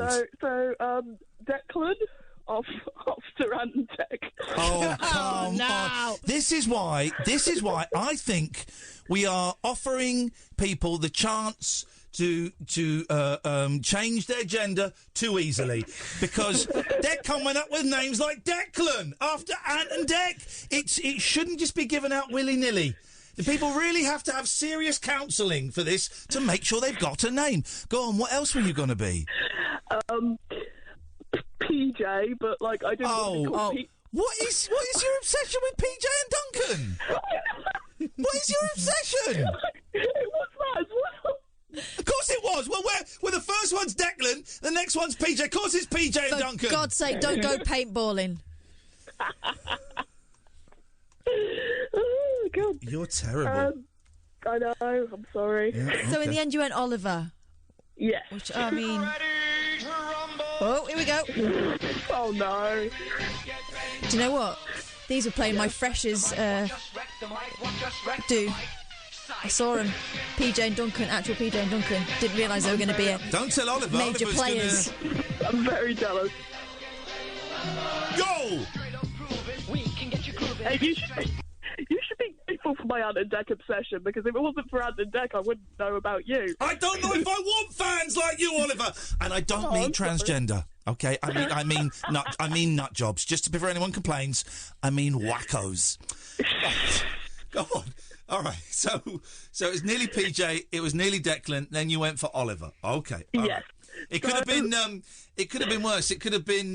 What was it? Spuggy. Spuggy. When will me boobs grow? Spuggy. Spuggy. I'd forgotten about Spuggy. Just call me Spuggy at school sometimes. I was a very late developer. Brought back some memories. I'm sorry. Right, please, everyone, and calm down, and back to Oliver's very, very strange... She was cute, though, do you remember? It was literally that every week. Really? Oh, Jeff, they're laughing at me because my boobs don't grow. Jeff should not have been allowed near children. With them lamb chops. Jeff did not look right, did he? Jeff did There was the nice lady, though. What was she called? The one that gave the boob counselling to Spuggy. Oh, I don't know. I just don't know. Curly hair. I feel like I'm too young for this conversation. Oh, you brought it up! How dare you? Oliver comes on and age shames us? Wow. How in terms of percentage, how far are we into this anecdote? About 70%. Oh, okay. We're at the home stretch, the finishing line. Let's go for it. Let's do this. It's not going to be worth it now. I'd kind of guessed that quite early on. Your giggle is... Well, there we go. Going into a full cackle. Very, very infectious. That's just... I don't know why. I do like stand-up comedy in my free time as well. So, like, you can imagine me in like a. Yeah, you're the only one laughing. Yeah, exactly. Well, as long as someone's laughing, I consider that a win. Get to the end of the story, Oliver. Stop distracting me. I've stopped. Go. Go. Do it. So basically, I chose Oliver because I thought it would be like nice and unique and stuff. Yeah, because no one's called Oliver. Yeah. Shut up! Nice. Will you let him finish? Have some respect. Unique. Oliver is not a unique name. I know it's not, but this was a couple of years ago. Oh no, you're right. No This one is was before called. all the Olivers caught on. No one was called Oliver in 2017. You're absolutely right. Yeah, you're right. I was thinking about 2019. Sorry. Tell him, Mum. I am not responsible for your father. Please tell me the story. We had two callers waiting. They've given up. Well, they both know. Ollie and Catherine have put the phone down now. There's no room for another Oliver. Exactly. Jeez. Too unique. And we've got a Catherine. Bingo. Right. Go. Okay. So I thought it would be unique. Yes. Evidently not. You just had an Ollie put the phone down, so no. Yeah. Oh, I'm sorry, Ollie. But no, because it's apparently a very. Will you just let him do it in the Oliver Hardy voice? I'm sorry, Ollie. You have no idea. Again, too young. Oh, shut up! Get on with the story. He certainly is. Right, I'm not even near the microphone now. Please get on with it now. I'm getting bored. I don't even care what the end is. Just do it. It's basically just I thought. Oliver's crying now. You did this. You made him cry. He was laughing when I was talking to him. You made him cry. Wow. That was basically it. It was basically like that was it. I'll choose Oliver because it was unique, but then I realised it was like one of the top names, and then I was like, oh, okay. Oliver, be quiet. How offended would you be if I cut you off? Okay. We'll never know. What an annoying call. I like that, but we did lose two other callers. Just hand the phone down. Ollie and Catherine, if you want to call back, not Oliver, you're very, very welcome to. 0344 499 1000. This is Talk Radio. Set free your mind. Let your fancy take flight. Conversation gets curiouser by the glow of moonlight. The Late Night Alternative with Iain Lee on Talk Radio. What's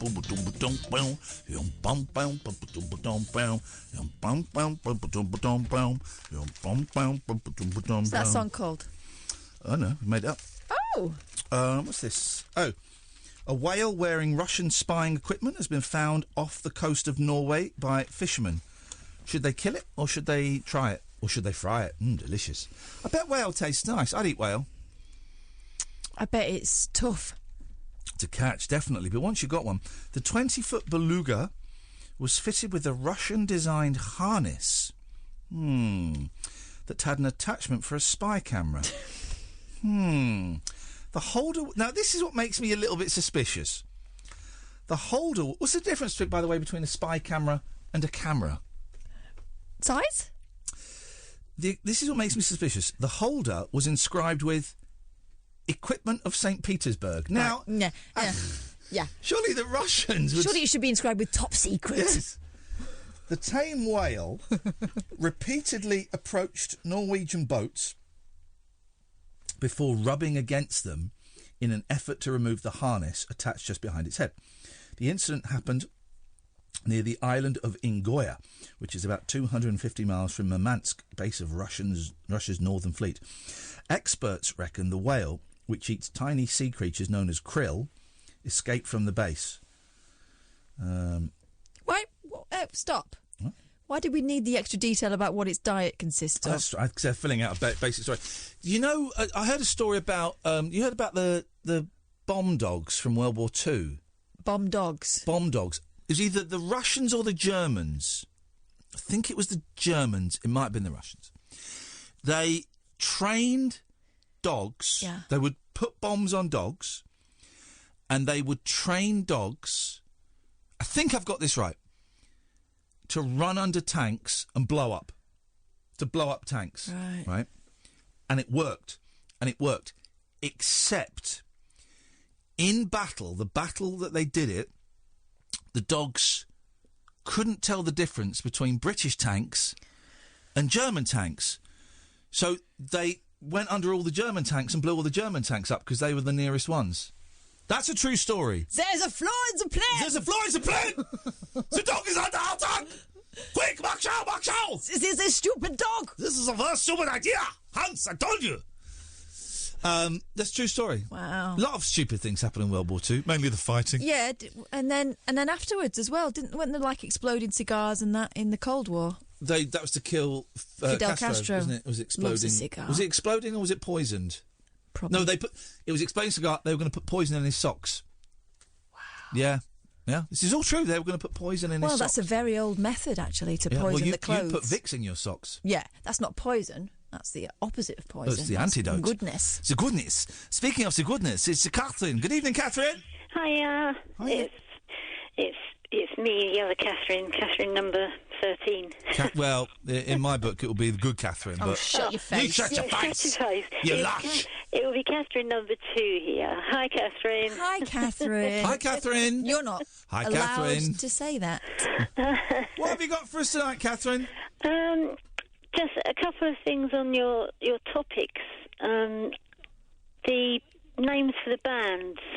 Oh, yes, yes. My friend sort of started a band about 8 years ago, and briefly they were called the Dangerous Dwarves. Oh, my God. Were they dwarves? No, heavy metal. Were they dwarves or...? No. They were fully sized. It is, honestly, if you've ever been in a band, you spend most of your time going, all right, lads, we need to sort this out. What are we going to call ourselves? Mm-hmm. That's all you do. You don't rehearse. From week to week to week. Yeah. Yeah. You don't rehearse. He's now in a Celtic... He's always played Celtic rock, but he's in a band now that's doing quite well, and he's just done his first album. Oh, so. But for the They're called U2. Yeah. Called Numpty. But you're going to kill me because I can't remember the name of the band, but that's what they started out as, Dangerous Dwarves. And then they went slightly for the Delusional. The Delusional? Yeah. Now, see, I thought they'd have been onto a winner if they picked the Delusional Dwarves. That could have been a real, killing band name. That would have been a killing band name. They call them the Double Ds for short. The Double Ds for short. There you go. It's you ever been in a band, Catherine? No, I've never been given that pleasure. Well, you should. Well, do it. Yeah. Can you play any instruments? Can you sing? I can sing, yeah. But I can't play any instruments. Get in a band. Get in a rock choir. Yeah. My husband bought me a ukulele about 5 years ago because I went through a phase of watching Bette Midler. And I thought, I'd really like to play the ukulele. Does Bette Midler play the ukulele? Mm-hmm. Does she? Bet she does. But it's never been out of the box. Oh, no. Get it out. It's really easy. It's so easy. Go on YouTube. The first thing you want is ukulele tuner, and that'll show you how to tune it up. And then just look for easy ukulele songs. You'll be playing a song within 30 minutes. I guarantee it. And a song you like and can sing along with. Yeah, I guarantee it. It's so easy. Oh, really? I thought it was really hard. No. No, it's not. It's not like a mandolin. It's not like a mandolin. It's easier than a guitar by quite some way. Or you will be playing a song within 30 minutes, and you'll recognise it. Oh, great! I will. I'll do that tomorrow. Catherine, your challenge, should you choose to accept it, is by it's Tuesday. So you've got Wednesday, Thursday. By Friday, I would like to hear a song on the ukulele, please. By me or Bette Midler? By you, if you feel up to it. Never any pressure. We'd never bully anybody. No, that's fine. But I would like to hear... I haven't played the ukulele for ages, actually, and I can't remember how to play it, so I might dig mine out and have a little... I went through a phase of doing it, though, and I remember the kids' birthdays, I used to play Happy Birthday on the uke. Oh, I used to play... I used to play think they're great. I think they're really great instruments. Honestly, once you start... Just have a little play around with it tomorrow. Tune it up. Yeah. And then a video on YouTube. Like, I don't know what you like, but if you type in like easy Beatles song ukulele, whatever, something will come up, and there's thousands of videos made by really generous people generous with their time, who sit there and talk you through it and show you where you got to put your fingers and how to do it. Also, they're lovely things. Yeah. They're beautiful, aren't they? Yeah. Well, I've actually got two because his sister found out that I wanted one, so they both bought me a ukulele the same year. So I've got a gothic one because I was into a lot of gothic stuff. Yeah. And then I've just got a plain sunshiny one. Do so. it. I'm tempted to get a new one. My one's very old and a bit battered, and they've all got different sounds and different. Oh, see, we could things. become a wandering minstrel trio. Let's do it. I'm up for that. Let's do it. Catherine, I look forward to hearing you later in the week. Good. Have fun tomorrow. Sorry? Have fun on it tomorrow. I will. The other thing was your query on Italy. Italy, any good? Italy's wonderful, absolutely wonderful, but not a lot there for young children to do, I don't think. I mean, we went to Rome, Frascati, we were up in the mountains, Sorrento. It's a great, if you like designer shopping, it's fabulous. My kids love designer shopping. They love a bit of Hugo Boss, don't they? You love the Hugo Boss. No. Or Sorrento. Well, then where can I take them then? Because we used to get taken to Italy when I was a kid, and the ice creams are amazing. But we used to go to the seaside, not the cities. All right, Catherine. Well, earlier when we weren't on the radio and when Catherine wasn't, but you said it was a great idea. Now you're saying it's a lousy idea. It is, but you're talking about like a city break. Oh, yeah. I've never been to Rome, so I can't tell you. I was more or less talking. I mean, we did a tour. I'm not going to a beach. I don't like beaches. They're going on a beach holiday with their mum. I don't like beaches. Well, then I can't help you because I don't know. I'll tell you where is nice and it's really child friendly. Yes. You're probably going to hate me suggesting it, but Germany, not the Western bloc, but if you go to the other side, it's traditional Germany. So there's no sort of Lederhosen. franchises. Bring Henry along to translate for me, couldn't we? Yeah. Germany's wonderful. They've got all the old trams and they've got a lot of culture and history. Hang on a as minute. well. But for kids don't like culture and history. They like video games. Well, there's plenty of those as well. In East Germany, it'll all be PlayStation 2s. You like retro games. I do like retro games. So it's a win-win situation. I will have. Germany was on my list, Catherine. I'll have a little look. I'll have a little look tomorrow or at the weekend and see what I think. Thank you for that. 0344. Hey, look, it's 20 to 1. Look at that. We're nearly done. We are nearly done, guys. If you want to give us a call, please do. Otherwise, we'll just sit and chat until Paul Ross comes in. 0344 499 1000. This is Talk Radio. Uncut after-hours conversation for the up-all-night generation. The Late Night Alternative with Iain Lee on Talk Radio. We'll get you talking. Say you will, say you won't, baby, give me a chance. Lead your mind to blow your time. I know. Blow my what? Anyway, 0344 499 1000 is the telephone number. If you want to give us a call, you'd be very, very welcome. Just moments of the show left. Often the dying moments of the show are the best. Generally, it's the worst. A grave robber. Now, when they say grave robber, you think of digging up bodies. Yeah. They mean like an archaeologist. Sorry? No, they mean someone who's thieved from a grave, but not corpses. Tat. Dead people's tat. Jewels. Dead people's tat. You don't have to get some crap around graves.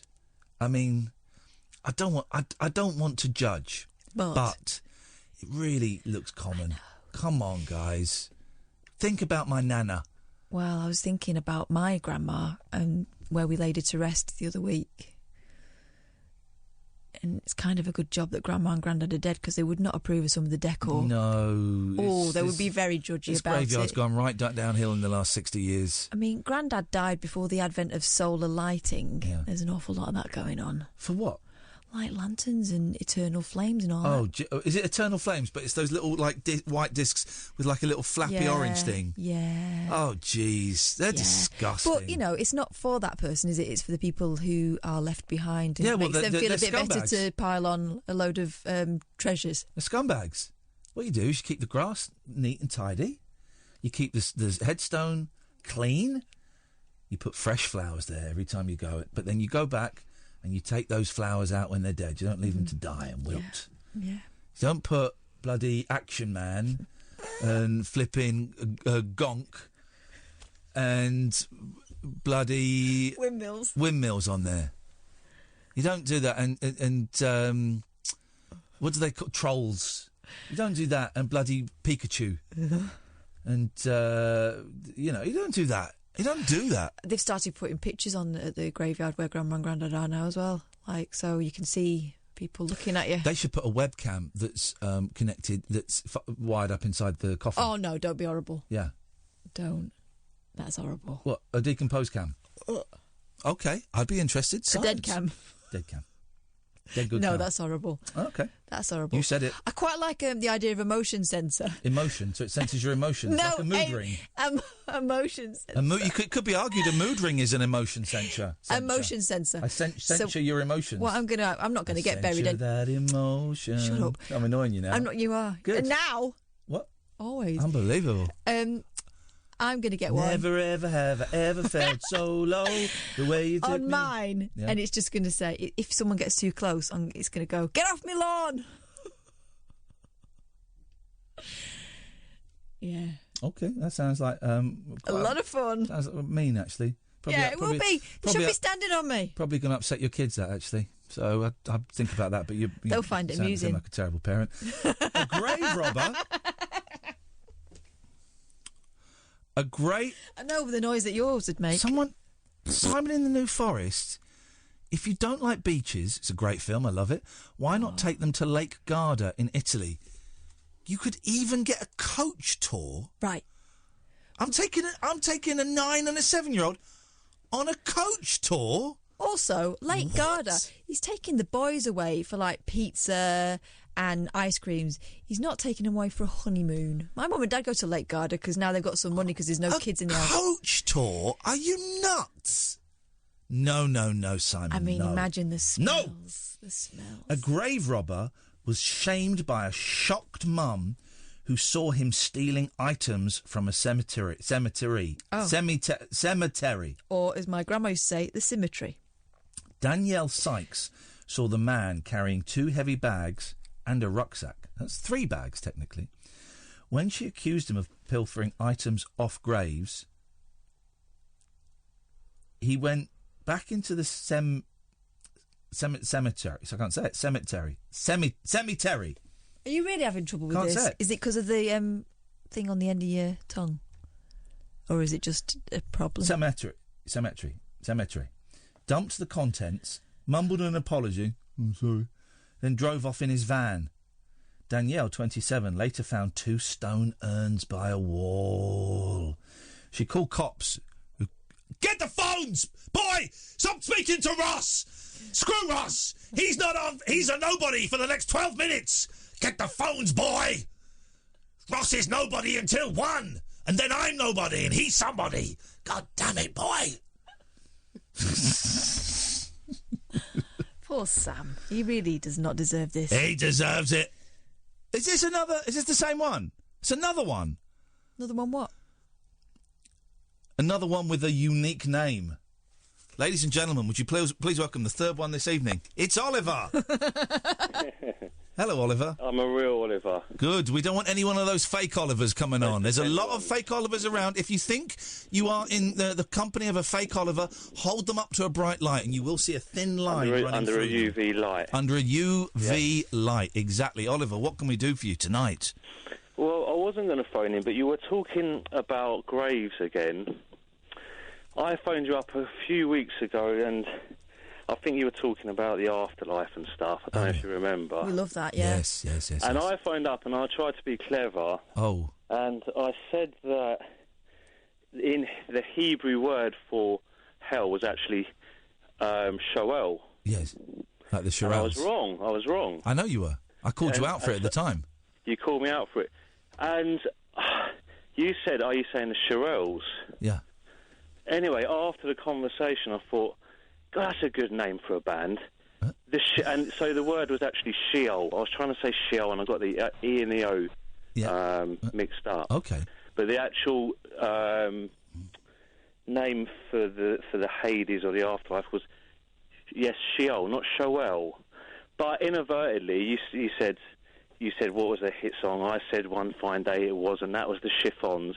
But I thought I'd phone up and say, firstly, a good name for a Hebrew doo-wop band would probably be the Sheols. I like that. We'll have that. Yeah? The Sheols. Yeah, we'll have that. Yeah. You have that. Add you that got in. It. Yeah. The other thing I quickly want to tell you is You probably overlooked Catherine's brilliant name of Council Donkey, which would definitely go in. Did I write that down? Council Donkey. Council Donkey. That was the best so far. Shut your face. Yeah, I think so too. Now, the other thing, I was with my friends watching I don't know if I can say it. It's a documentary on a Russian news channel. Well, it's actually RT today. But they had a brilliant documentary. What day did you watch it? What day? Yeah. It was something online, like a repeat that we brought up. But what day did you watch it? You watched it today? No, you're confusing me now. Listen, it's late and. Well, hang on a minute. When did you see it? Last night. Okay, so it was Russia last. It was Russia. It was Russia last night. Yeah. It was Russia last night. Well done. Okay. Yep, we've got there. But what the documentary was, it was a good documentary. I didn't mean to make light of it. Totally unbiased. Oh well, yeah, completely. Listen, the documentary was. You should check it out. It was about, and he said to me, "That's a brilliant name for a band." Yeah. And the documentary, shall I tell you what it was called? Yeah, go on, why not? Anyway, it was Guatemala City Dump Miners Landslide Disaster. Wow, that's a concept album, surely, more than a band name, isn't it? Guatemala City Dump Miners Landslide Disaster. Wow. And we thought we'd just learn some instruments just to be able to apply that name to it. I want to come and see you guys at the hippie stage at Glastonbury in 5 years' time. The hippie stage, okay, yeah. We'll make it acoustic, yeah. All right, Oliver. So yeah, thanks for taking the call, and thank you for calling in again. You're more likely to see the Hebrew doo-wop deaf bands or the Shiols than you. All right. Hey, listen, man, nice one. Thank you for the call. It's appreciated. There's Oliver there. Paul Russ. The Paulrus. I am the Paulrus. I am he, and you are thee, and... No. The time has come, the Paul Ross said, to talk of many things. There we go. Of ships and sails and sealing wax and cabbages and kings. He's doing his trailer live! I've heard that. How you doing? I've done that at every station I've ever worked at. Yeah, it's good. Waste nothing, not too bad. How you doing? That Guatemalan mining disaster dump thing sounds like a Latin tribute band to the Bee Gees' New York mining disaster. Yes. And Latin Bee Gees would be quite good. That's so weird. The New York mining disaster, I remember hearing that as a kid. That's like dating, like 1943 as well or something. Yeah, Very strange title. Yeah. That's a weird thing to do a pop song about. Something happened, and there was no New York mining disaster apparently. Oh, was it? So it was completely hippy dippy trippy when they were trying to be that. They were trying to be Revolver era Beatles. But didn't it come out at the same time as was it Aberfan? It would have been maybe a bit after. I'm not absolutely sure. Aberfan was 65, I think. Was it Wilson was Prime Minister? Right. Okay. I remember seeing something like you remember those old programs like the Rock and Roll Years and stuff, and I seem to remember featured those Aberfan. Yeah, they would do like pop music and like the big news at the time as well and stuff. I seem to remember those two being. But what a song! What a song! Strange band, the Bee Gees. Yeah, very strange. Anyway, and may I make a holiday recommendation possible? Yeah, please do. The first time I took my son away as a divorced dad, not that I'm conflating two things here, I took him to Pontins in the UK, which we loved. Yeah. I took him after that with a couple of his young mates to a Club Med on the island of Sicily. And Club Med's basically just posh Pontins. Right. But it was great because it had fantastic pools. It had kind of kids' club and activities, but they encouraged the parents to join in. Yeah. And also, you can hire... I hired a car for a couple of days, and we took off around Sicily, and it's got the biggest ancient Greek temple outside of Greece, Agrigento, temple to Athena. And it just...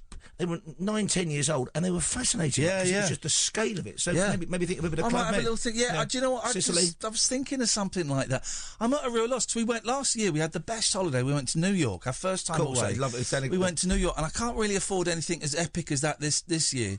But also, it was such a good holiday. Yeah. I'm thinking, well.